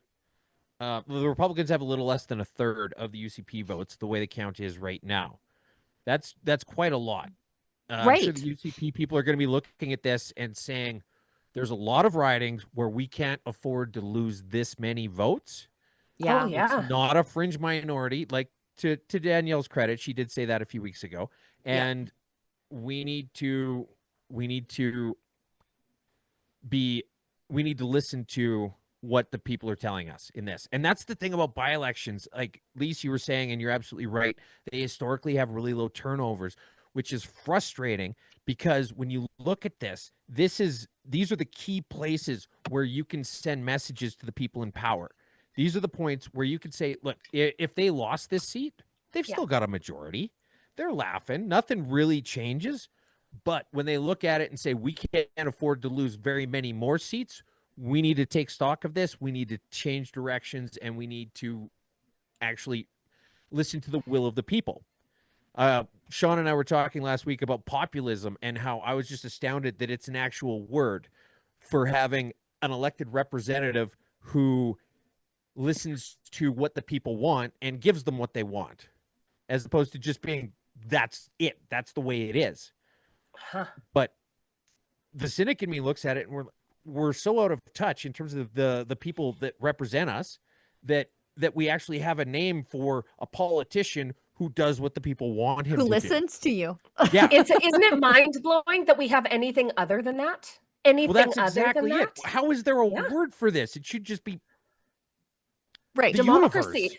That's what that's what I think the majority of Canadians think democracy is, when in fact, with our party system and the way that it operates, with Ottawa being so terribly far away, and with the electoral boundary disparity between the East and the West, none of our politicians can do what the people want. None of them. They toe the party line. And this is one of the complaints that so many Canadians have, is when the parties don't listen to us, Yeah. and we get all frustrated at them. Well, they're doing what they have to do to win, but that means not serving the people that elected them. So Absolutely. And you're right about Ottawa being so far away. Where I am right now, most of the continental US, about a third of Mexico, and parts of Russia are closer to me right now than Ottawa is. Right. Geographically speaking, it would make more sense for us to have this conversation in Spanish than for me to send all of my money to fucking Quebec. Yeah. Yes. Exactly that. I agree. Can I say that on the air? Well, You did. you could have said it without the F word, but that's okay. Okay. All right. We'll tone it down. We'll tone it down. happened. Sorry. We love the passion. That's what we'll say. I had this realization, like when Ezra flew to Bermuda to the Brookfield bike shop. The non-existent one. Yeah, and it was a 3-hour flight from Toronto, and I was like, "What? Closer? That's closer than for me to get to Toronto. Ezra can go to Bermuda." And I'm like, how many countries does he have to fly over to get there? Right? Yeah. 2. Like it was several. Brent Butt had this joke back in the day when he was still doing stand-up, where he was touring in Europe, and he was trying to explain to people how big Canada was compared to Europe. And he's like, well, it takes us like 6 or 8 hours to fly from one end of the country to the other. And then the guy said to him, he said, well, how slow are your planes? But when you think about it, Europe is... It's okay that Europe is broken up into a bunch of countries where there are distinct governmental systems and distinct cultures and distinct langues. Where they do things differently, they think differently. Yeah, and so you look at Europe and it's like, yeah, of course, it's so it would not make sense for it to be all one thing. And then you look at Canada and it's like, yeah, what are we doing? What are we doing here? What are we doing? Like, we have as much in common as Sweden has with Iran. You know what and yet in that space, Canada would be encapsulated in that space. Like, it's crazy. Yeah, it's but crazy. Some parts of Toronto feel very much like Iran. It's a proxy. And some parts of Sweden feel very much like Iran. And to be fair, there are significant times of the year where you don't want to be outside for long periods of time in both places. Definitely. That's right. That's definitely exactly right. Twos, I want your predictions. What percentage of the vote do you think in your riding are the Republicans going to get? Probably somewhere around 20. Which is going to be that's my number. Oh, okay. Yeah, sorry. So I basically came in hot. I just finished slow pitch. Quickly changed shirts, changed hats, sat down in front of here, and thank you. And it was funny because I'm just sitting down, and then Mrs. Twos is like, well, did we win? And I was like, yeah, we smoked them. Like, what?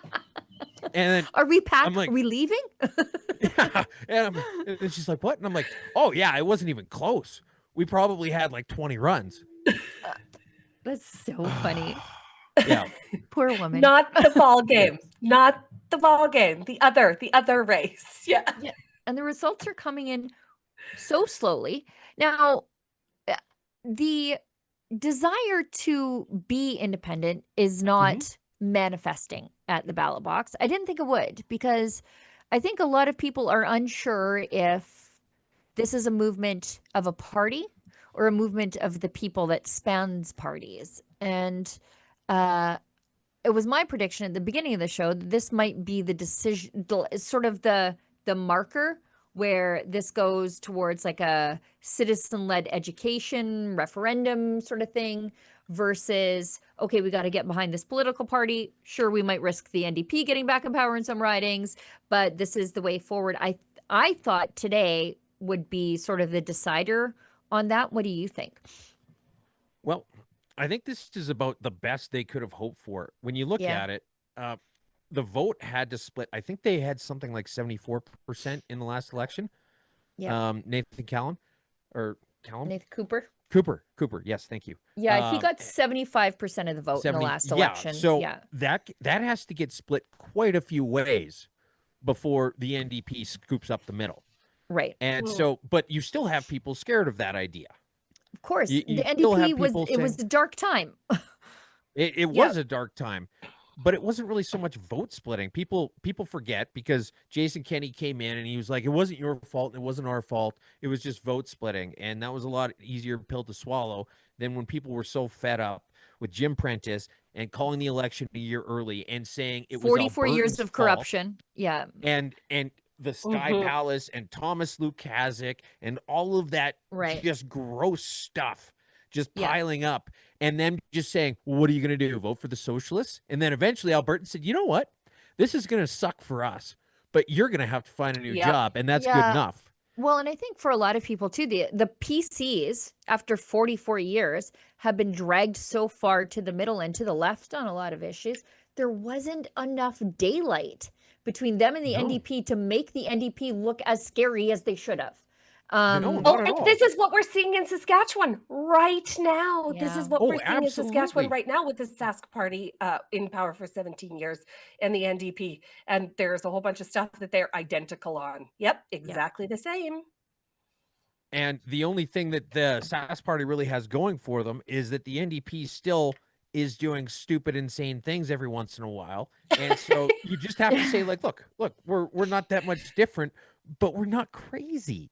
Right. Yeah, and that's all it takes the to NDP win. talks. Yeah, the NDP talks all the time. But it's And like, this is why I love free speech. Yeah, right. It's not so much that I get to say things people are uncomfortable with. It's that stupid people get to say things that show people what they really are. Yes.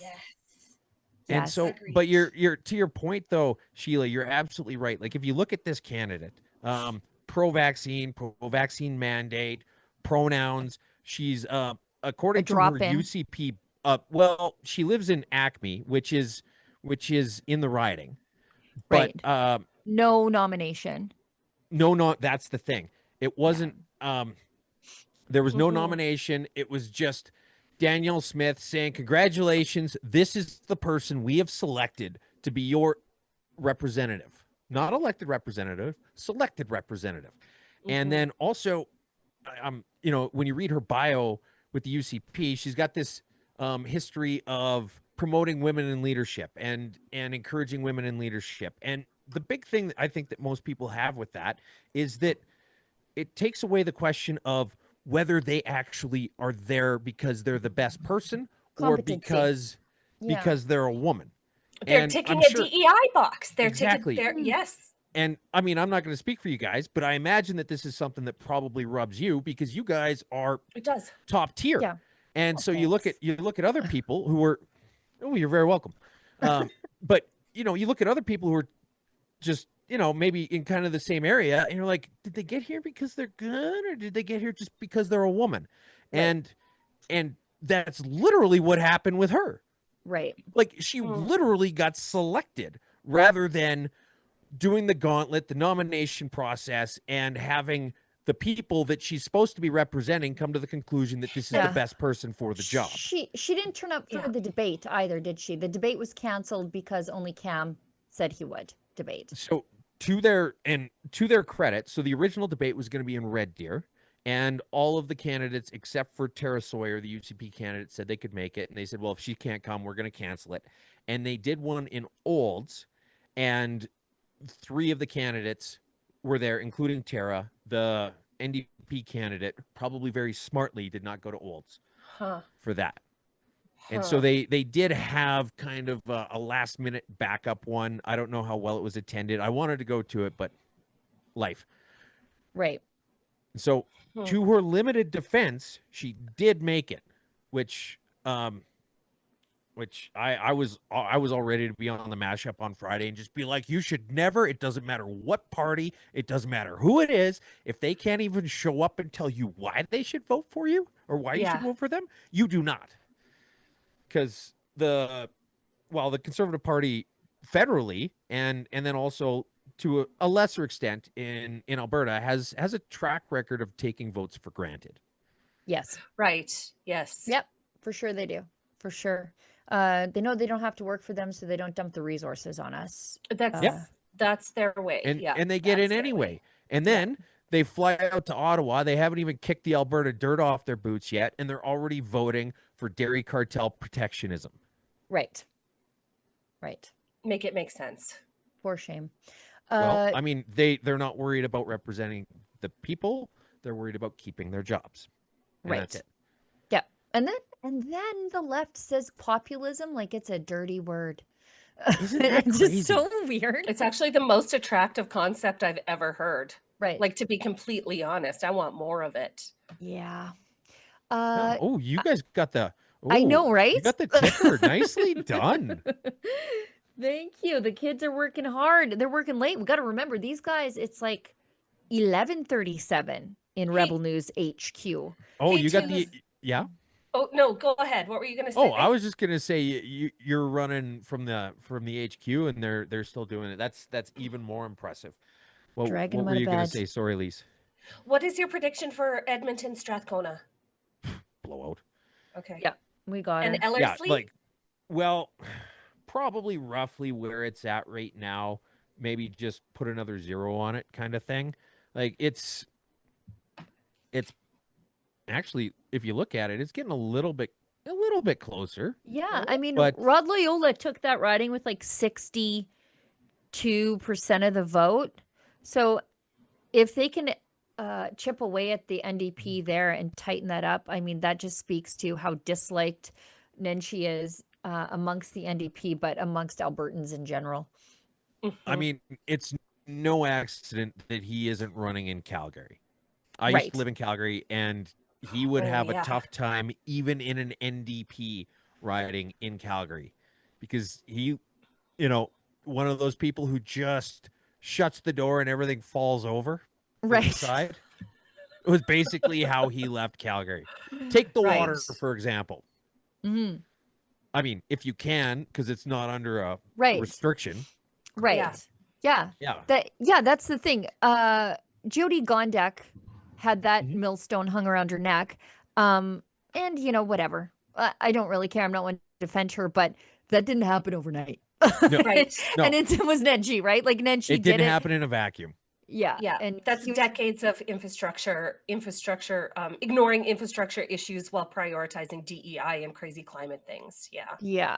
And kowtowing to the union in whatever they want, and blowing all of their budget on having multiple people standing around leaning against shovels rather than actually getting work done. Yeah. And a multi-billion-dollar climate plan. Yes. And declaring a climate emergency. And then And solar panels for the new stadium. right. And then the yard garbage that they call public art down there. Was it Beaufort Towers? Did you- Is that yard? did you hear is it about yard the garbage? Well, I don't know about the yard garbage specifically. I'm not sure if you're talking about something in general or something No, specific. Beaufort Towers, specifically Beaufort okay, Towers. yes, I'm like, yes. are you trying to? Is that a construction accident? Like what? What is It that? looks like a high rise in Iraq. Right after the strike. Like Yeah. this is after Trump hits it with a bunker buster. Well, I was Then in she's like, Calgary. it's art. Yeah. It's beautiful. Yeah, that's they did our thing. That's plagiarism. Well, they literally got Jane Seymour, Dr. Quinn medicine woman, to do a sculpture somewhere down in the south. Oh my God. They did. They spent. How much I did they think pay it her was. for that? I can't remember. I think it was something like 70 grand, but that would have included Rich the materials people's and everything. busybody habits. God. You're gonna get the woman from Octopussy to design a sculpture.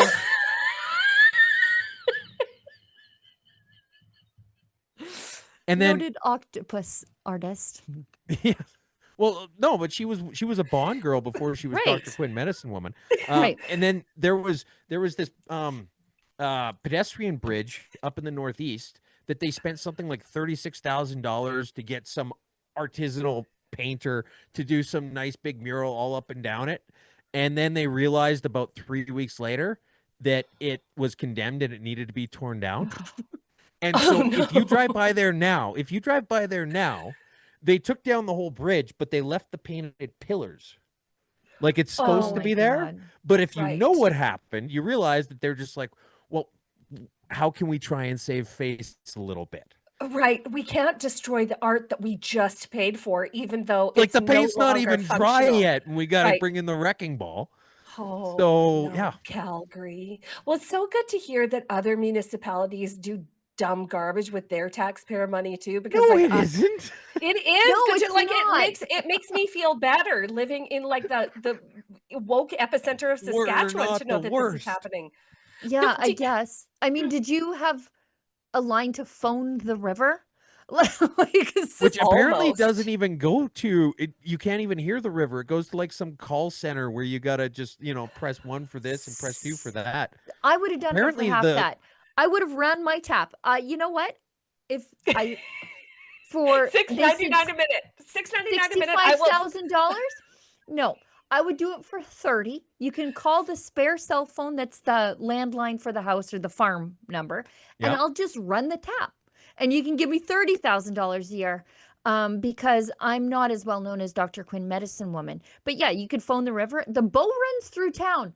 Go to the river. Just They go could have paid outside. for Yeah. Ubers to pick people up and take them to the river for cheaper. Well, I mean, if you look at the way the Green Line's coming through, even before, like, it's crazy. They're tearing down the historic part of Eau Claire to put in a train stop. And so you've got like one of the oldest parts of Calgary that's just being demolished and torn out. So that because it's the only decent place geographically where they can just place a train station. And then they're spending God knows how much. I remember like years ago when it first got announced, I was like, you know what? You could take everybody who lived in the areas that would be riding on that train and you could buy them all Teslas for less than what it would cost. And that was Right. back in the day. Right, without the cost overruns, without the project drawouts, Yeah. where everything is drawn out 6 or 7 or 8 years, without the layers of consultants and high-priced experts that they bring in for all of this, and without the Probably from greenwashing. California. Like, I feel Right. like they just called up Gavin Newsom and said, can you give us your playbook? Yeah, that's what they like to do. They like to look at equatorial super centers and be like, "Oh, you guys got such great stuff." They go to conferences and start patting each other on the back. Yeah. Although Man, I you went wanna to do a- LA and thought they had great stuff. So you went there and you saw the resurgence of bubonic plague, the rats, the riots, the fires, the toilets on the feces. streets, the homelessness, street toilets. Yeah. yeah, the shoplifting so much that the Walmarts close and pack up. And you thought, you know what? Give me I some want of that. that. I Give want me that it. for us. I mean, like governments all across Canada have this long history of saying that, these big infrastructure projects, it's good to go over budget because it does more to spur the economy, like the Borden Bridge. So between North Battleford and Saskatoon, there's that Oh, it's Borden famous. Bridge. Yeah. And the old one that's still there, with the cement arches and everything like that, they went with that when it first got built rather than steel. And the decision was made strictly because that way was more expensive. Huh. Just- Really? Yeah. A quite literal make work project. Yeah. Like you may as well just, if that's the case, build it out of steel and just cut everybody checks. Right. Right. Or Right. just don't tax them. Right. You could have gone with the more economical option. It is a very famous bridge if you're in Saskatchewan and make your Oh, way I've caught a north. lot of fish underneath it. I know exactly all about Heck that bridge. yeah. It's a great little hangout spot to hang Yeah. out in the van too. Yeah. All right. I think we got to wrap it up with twos because we got some chats to get through. And Angelica is at Republican HQ when Cam Davies takes the stage for his obvious concession speech. Yeah. We're going to run that.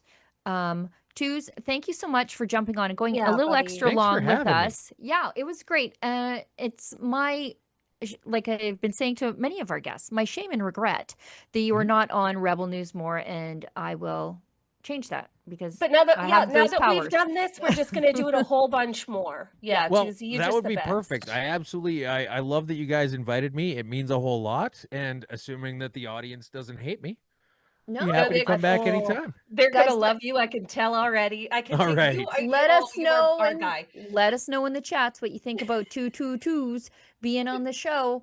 And before we let you go, let people know where they can find all the work that you Oh, do and the funniness sure. that you do. Twitter mostly at 222 minutes, and then every Friday on the Sean Newman podcast, he and I do this thing called the mashup where we run rapid fire through everything that's been happening in the news in the past week. There's a lot of mocking stupid people making bad decisions and getting frustrated with the current state of the world, primarily in Canada. Yeah, sounds like the daily cringe. But sometimes it's really funny.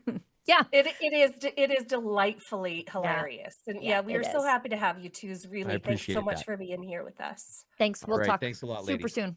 Bye. Yes. Okay, isn't he great? Shouldn't he be around more? Yes. Like, he is so dead funny. That guy has made me he has made me laugh at inappropriate, like he has the inappropriate thing just on the surface, and he goes in so professional, and then he hits you with a joke so dead funny that you want to die. Okay, that is the twos, and this is why we love him. He's just You know, the I'm best. funny, but my delivery sucks. And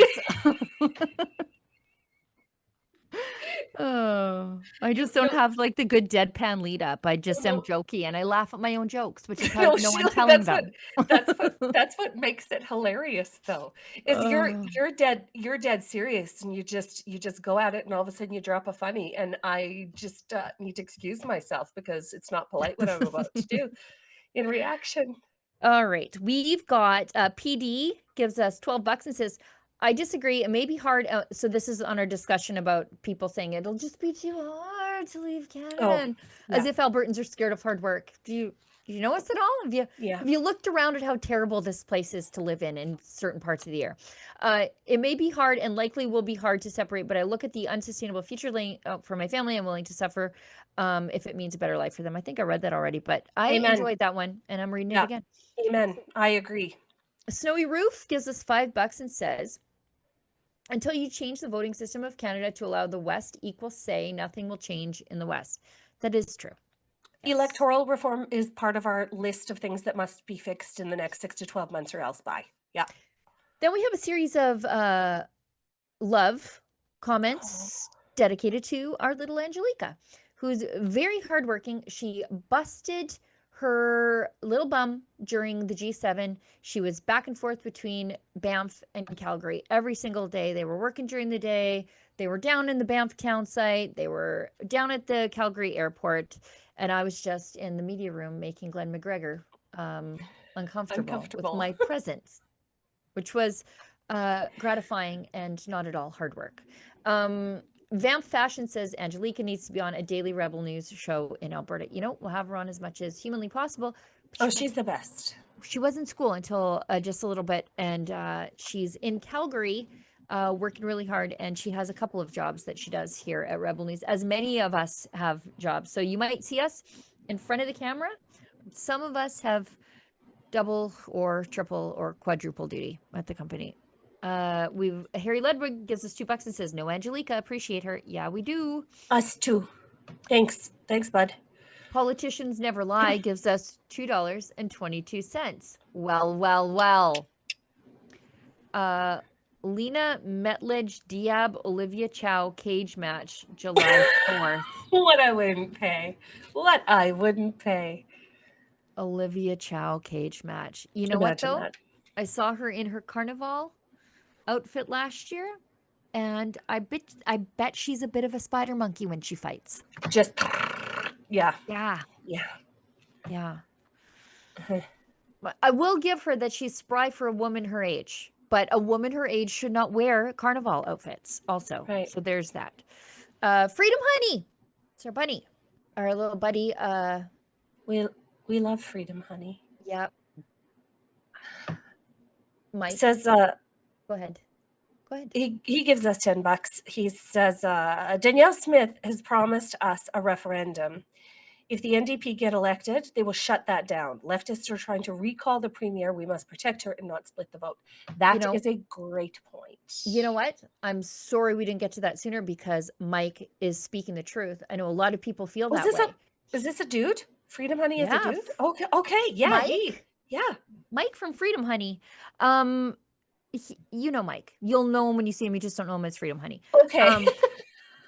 But that I think a lot of people feel that way. They're worried about even the thought, the passing brain firing, just an electricity passing through a synapse that the NDP might get near the seat of power, just like a whiff of power through their nostrils, that people will not risk voting with their heart. They're going to vote strategically with their mind because they're worried about the NDP raising the bar for citizen-led referendum on everything.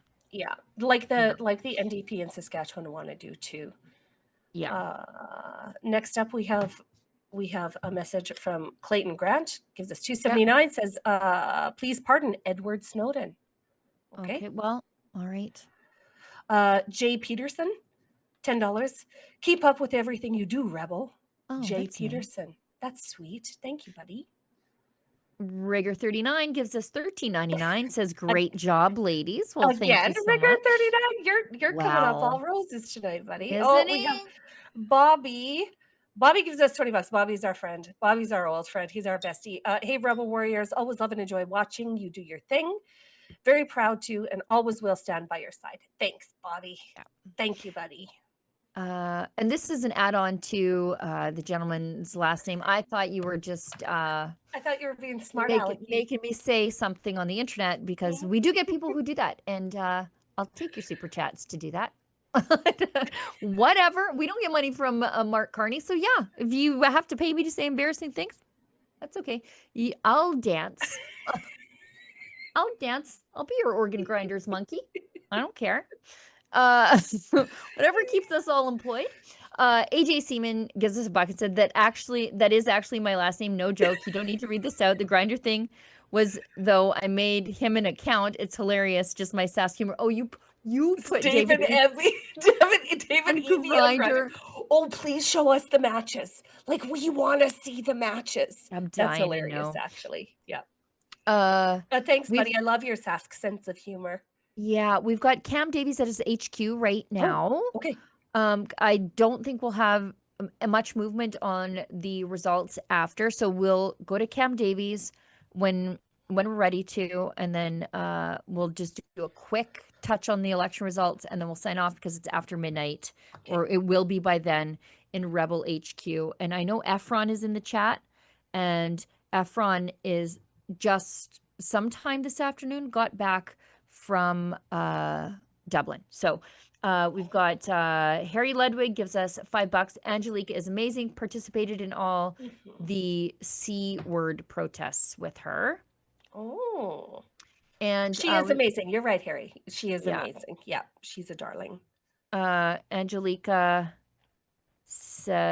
we've got a tweet here from Angelica. Sorry, X post. Tweet is, "I'm trying to train my mind after like 14 years on Twitter to realize that it's X, because Twitter was a bad place for a few years there. Just and the worst. I need to retrain my brain because now X is a place of freedom.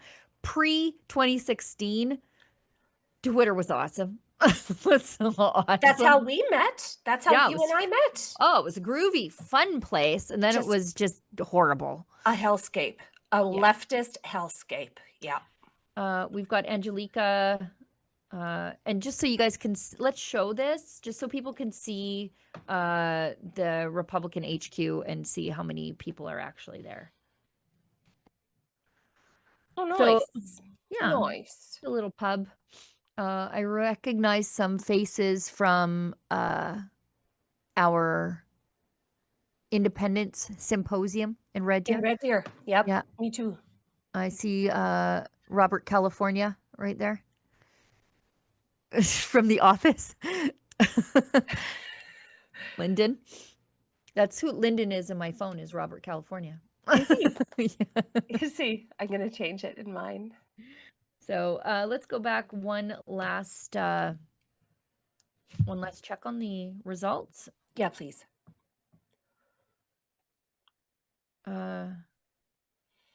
Sorry. Is her interview. Okay. So we can end with Cam David. Okay, I'm just trying to catch up. Maybe Olivia, you can whisper in my ear about how we want to end the show. I don't really understand. So we've got results here. 5 polls remaining in Edmonton, Ellerslie, and the NDP have 2,400, UCP 1,700. That's a lot more respectable than it has been in bygone years. And the UCP worked really hard in that riding because they knew for some reason people were tribalistically voting for that crazy man, Rod Loyola. But he ended his career in infamy when his past comments finally caught up with him, when the things that made him a great NDP candidate actually were a bridge too far for the Liberals. That's saying something. That's saying something. I don't exaggerate when I say he was a spoken word poet for communists. Like, he held a vigil for Hugo Chavez when he died. Oh, Lord. And I found that published in the Marxist-Leninist Daily online magazine. I'm proud of you for digging that up. Yeah, I think that's why my computer doesn't work anymore. Yeah, because it caught something. Exactly. Caught laziness from caught the a famine. communists. Yeah. Caught entitlement. Yeah. It's starving in my computer. We've got Edmonton Strathcona. This is the one where Nenshi chose a safe spot. 5,700, 42 for Nenshi, and 1,000 for the UCP. And again, that's Darby Ray Crouch, rodeo broadcaster. Probably had no business running in that riding, but they needed a candidate, and she sacrificed herself, and I think she's got a bright career ahead of her. And Old Didsbury, Three Hills, 15. There are 15 polls left to report. The NDP are ahead of the Republicans. That ain't great. And the NDP 2,439, which is funny because that's enough for the NDP to win in Edmonton Ellerslie. That's wild, hey? Yeah, that's saying something. That's saying something. Big turnout. That's a big turnout. You know what that is? That's UCP voters scared of the NDP running up the middle, even though it's just like an impossibility in a riding that's so conservative. The Republicans with 2,025, and then the UCP with 7,219. So, how many the NDP? How many did the NDP have there? 2,439. It's on the screen. Okay. I can't see, Sheila. Yeah, me neither. I don't have my glasses on. Yeah, same. All right. So we've got Harry Ludwig gives us $2, says Sheila's great too. Harry, you're leaving somebody out. That's so nice, Harry. Well, it's so nice to call. It's always nice to hear compliments, Harry. Thank you. Thanks for complimenting our girl. We've got Chris Haroon gives us $10 and says, "Good job, ladies." You know what? Let's kill a little bit of time while we wait for Angelica to send over Cameron Davies. Why don't we run that? I'll give you a second to find it because I'm putting you on the spot here.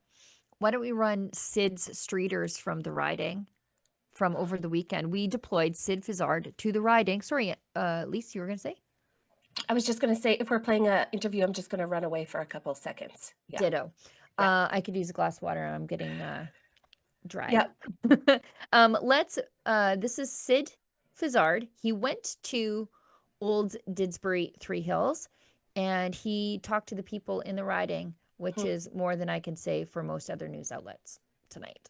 So let's show that while we wait on Angelica to send over Cam Davies' speech. We might cut away. Are we going to be live with his speech? I don't know. If we are, we'll cut away. But I need about a minute and a half to get a drink. Thanks, guys. Sydney Fizzard for Rebel News, coming to you from Alberta for a very important provincial by-election determining who will be the next MLA to be elected for the Olds, Didsbury and Three Hills area. I'm Sydney Fizzard with Rebel News, and today we're going to talk to some of the locals in this area and those coming here for certain events to find out their perspective on this by-election, which could set the stage for the referendum that is expected to take place on leaving Canada's Confederation in the year ahead. How do you feel about this upcoming by-election? I think if we just send a message with it to the Premier and the UCP, it's the main thing. Like, I don't think voting for the Independence Party, I think it's called Republican Party, will actually change what's happening, but it gives a message to the UCP party that we're not happy with how things have been, because they've already been doing what they do for, what, a year and a half or more. Yep. So there are certain things that have changed, but most of it seems to be like Danielle Smith talks good about what she wants to get done, but nothing actually happens. So it's a lot of talk so far. So if we can get a message that we're ready for change, even if it doesn't bring much except maybe another seat in the legislature for the Republican Party or something like that, that's a step forward. I don't trust that the Republican Party is actually, like Cam Davies himself has had issues with maybe subverting the democratic process in the past under Kenny. So I don't trust that everything's going to be on the up and up with either party. It's just like we the people have to hold them accountable somehow, whether it's getting another seat of another party in or something. Same as with UCP before, like Kenny started well but didn't finish well. So we had to get the message to him that we're going to get another leader, which I was part of that kind of process back then with Danielle Smith getting voted in as the leader of the party. So now that she's had time but hasn't changed anything, still we have to do other things. Yeah, nah, we're not doing all that. I can't lie. The separatism and all that in Canada, like, it's just, it's not going to happen. I feel like Alberta, it's a very sensitive topic, but I feel like people need to honestly just get real. It's not going to happen. And it's like, people who do are, it's kind of ignorant in the sense to, like, the people who were here before us and Indigenous and all that. So it's just like, me personally, I don't support it, but I can see why some people would. I'm for Alberta separating. Well, there you go. And that seems to be the big question in this by-election, because there's the expected referendum next year. And a lot of people are looking at this riding thinking, well, if they vote for a separatist MLA, then that separatist referendum might be a lot more likely. So are you gunning it for Cameron Davies, I guess, in the Republican Party? Absolutely. Yeah. And so what is the best reason to advocate for separatism? So that we don't have to pay all our money to people back east for, people here are starving and yet we're shipping money off. So just a quick note, it is a very small town. This is Didsbury we're at, and as you can see, not too many people walking around for the streeters. I don't necessarily want to start harassing people at their homes, but some of the individuals that I spoke to, one of them said that he's hopeful a separatist candidate. All right, so you can see the rest of that on Rebel News on our website over on YouTube or on Rumble. Hopefully my teeth aren't blue. I'm on the methylene blue, thanks to RFK, for my metabolic health. We have Nenshi giving a victory speech, which, oh God, I'm already tired. His mannerisms are so annoying. They're just so, I don't know. Just everything about it annoys the daylights out of me, and now I have to watch it in the legislature. So congratulations to us all. Let's watch a little bit. I am so happy. I am so honored. I am so humbled to be here with all of you because all of you made this happen. So to the volunteers, to the campaign teams, to everyone who knocked on doors, got on phones, talked to their neighbors, thank you, thank you, thank you. You powered this campaign and you delivered this win. Oh, God. And a word to all the other candidates, to all the other parties. Stepping up is hard. And I'm deeply grateful that every single one of you has stepped up. Running for office is not easy. Oh, yes. This is my 5th election in 12 months, just saying. Not easy. But democracy is so much better because of you, and thank you to every single one of you.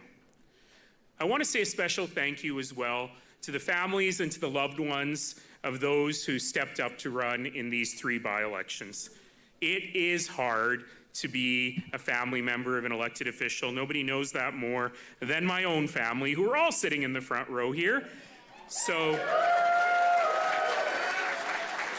thank you to my mother, to my nieces, Asha and Sophia, to my brother-in-law, Al Noor, and to the person who bothers you every day on social media, my sister, Shaheen.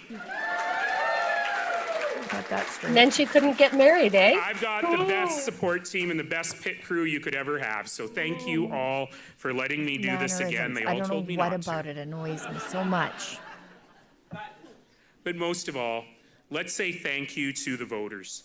To the voters of Edmonton Strathcona, to the voters of Edmonton Ellerslie, to the voters of Olds Didsbury Three Hill, for putting your trust in all of us.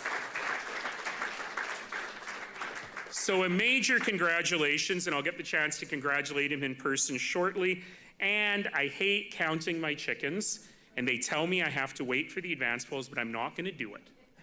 So I am going to say a special thank you to our MLA-elect for Edmonton Ellerslie, Gurtej Singh Brar.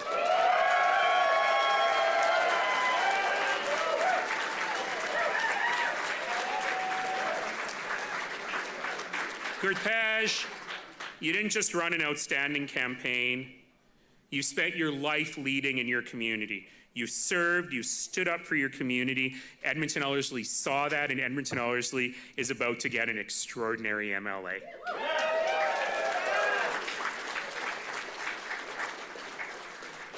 And I want to tell you a little bit about someone whose birthday it is today. Oh, God. 4 weeks ago, we were a bit surprised by a third by-election. And almost immediately, someone stood up and said, I'm going to do it because I am proud to be a New Democrat in rural Alberta. And we could not have asked for a better candidate than Bev Taves in Olds Didsbury Three Hills. Her courage showed us all that change is possible, even in places where many have written off. She stood up for rural families, public education, strong public health care, and most important, she stood up for Canada at a time where sometimes it's hard to do that. We're waiting on the numbers, the final numbers, but I think I'll have some exciting things to say about how we ended up there. But I am so proud to have Bev on Team Alberta, on Team Canada, and on Team Alberta New Democrat.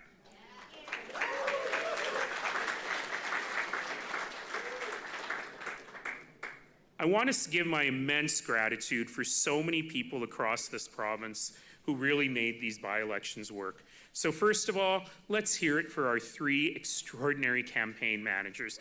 Let's hear it for Ryan, for Sandra, and for Jasmine.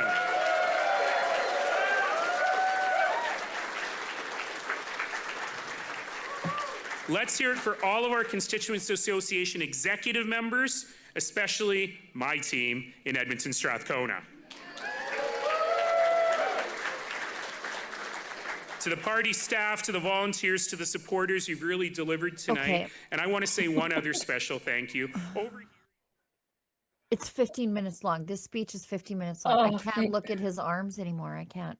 I can't listen to his blathering on, and I just Is he can't. doing a It's hand insufferable. puppets? What does she?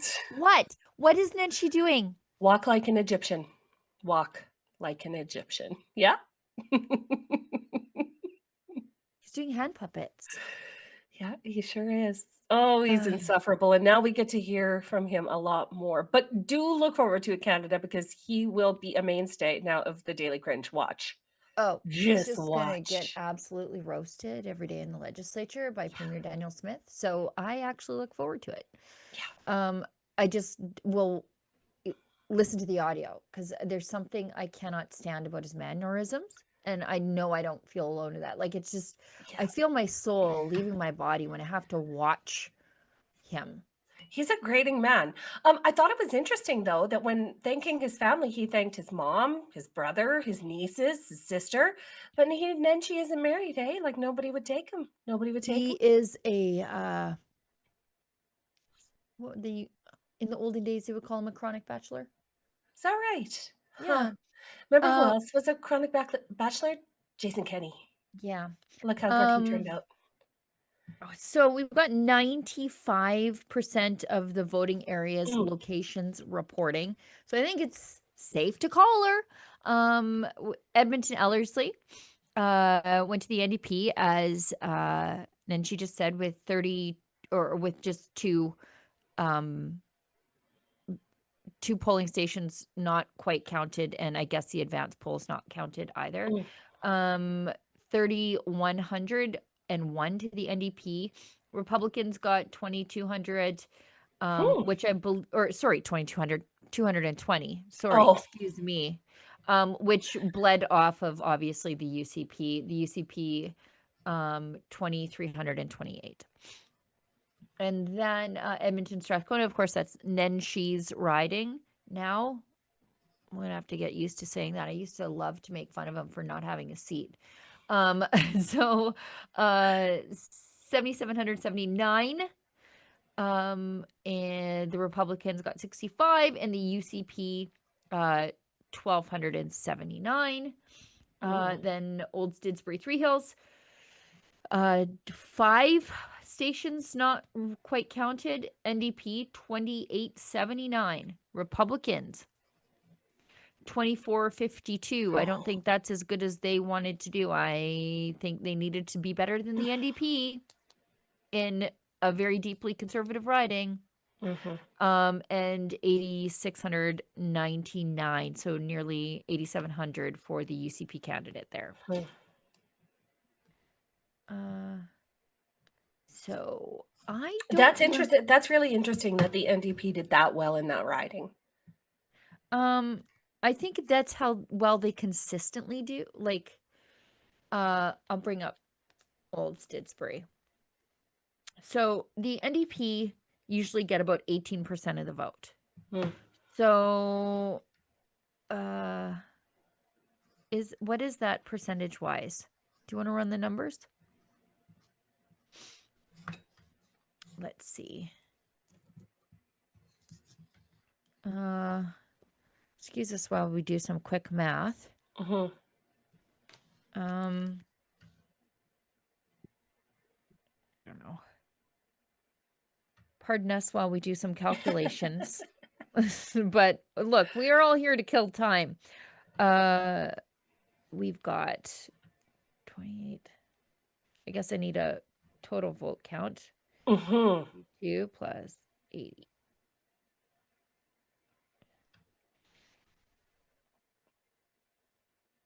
Okay. So 14,000. So actually, that's a really good turnout for a by-election.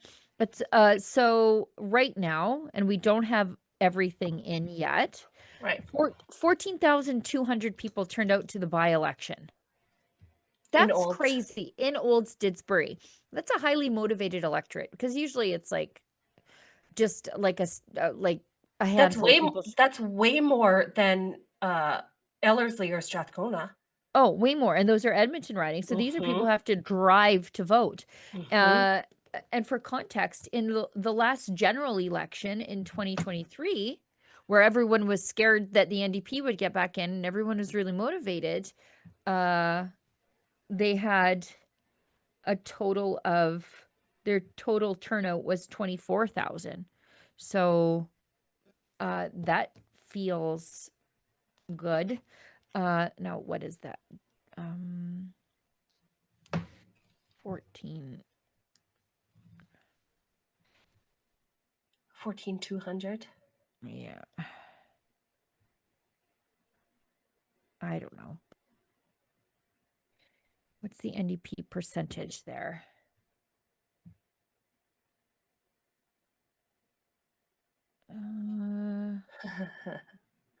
Sorry, I'm just doing some quick math. That's okay.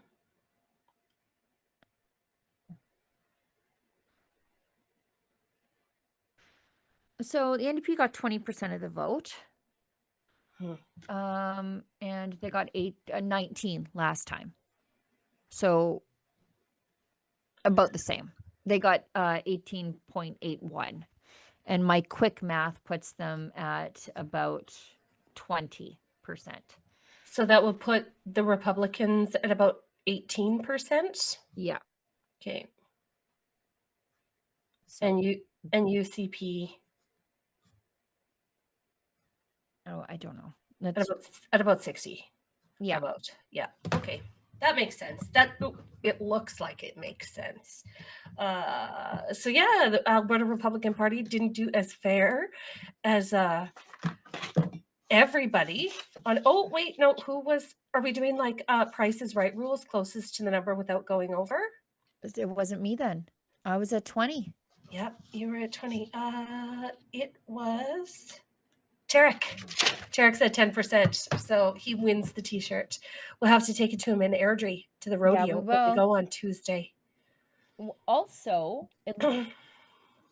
this should send a message to the UCP though, because it looks like every single one of those votes that went to the Republicans Came bled from off the UCP, because the NDP vote was largely unchanged last general election. You said, Sheila, 20%. Now they're at 18%, so they've actually lost a little bit of support. No, they're at 20 now, or they were at 19 before. Oh, 18, so 20. they picked up. So they picked up a 1%. couple votes this time. But that's so easy. Largely, 1%. Yeah. Yeah, within acceptable limits. So they didn't change at all. But who did steal a bunch of the votes is the Republican Party of Alberta. Yeah. So the With UCP 18%. right now they're at 61% of the vote. So every single one of those votes that went to the Republicans used to be UCP voters. I don't think the UCP could stand to lose 20% off the top, 10% off the top in some of these closer ridings. No, that would be a disaster. So watch for Premier Danielle Smith and UCP to be talking a lot about the issues that the Republican Party of Alberta voters would find important in these next couple days, because they are going to want to lure them back in as quickly as possible. Yeah. And I think at the end of the day, I think as much of a message is sent to the UCP today as is sent to UCP voters, in that they're going to look at this and say, we're still separatists, but we can't risk it in a party. Right. Yeah. I think, well, I was really impressed by what Tarek said about having the independence or separatist or sovereigntist movement be a little bit of both. Like I thought what he said made a lot of sense, where you have a grassroots movement and you have a non-partisan, non-political side, and then you also have a political side that is helping it along. And Danielle Smith is not going to risk it. She's just not. We already saw her lower the requirement for referendums in Alberta at the same, like within the same breath as she's saying, I believe in staying in a strong and united Canada, or building a strong and united Canada. And oh, by the way, I'm lowering the eligibility requirements for referendums in Alberta. Oh, by the way, like she's the one that said, here is my trump card.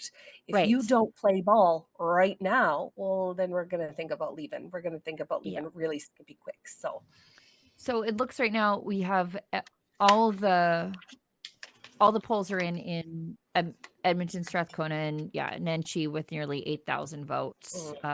Darby Crouch at just a little over 1,300. So predictable blowout in the university area riding of crazy people.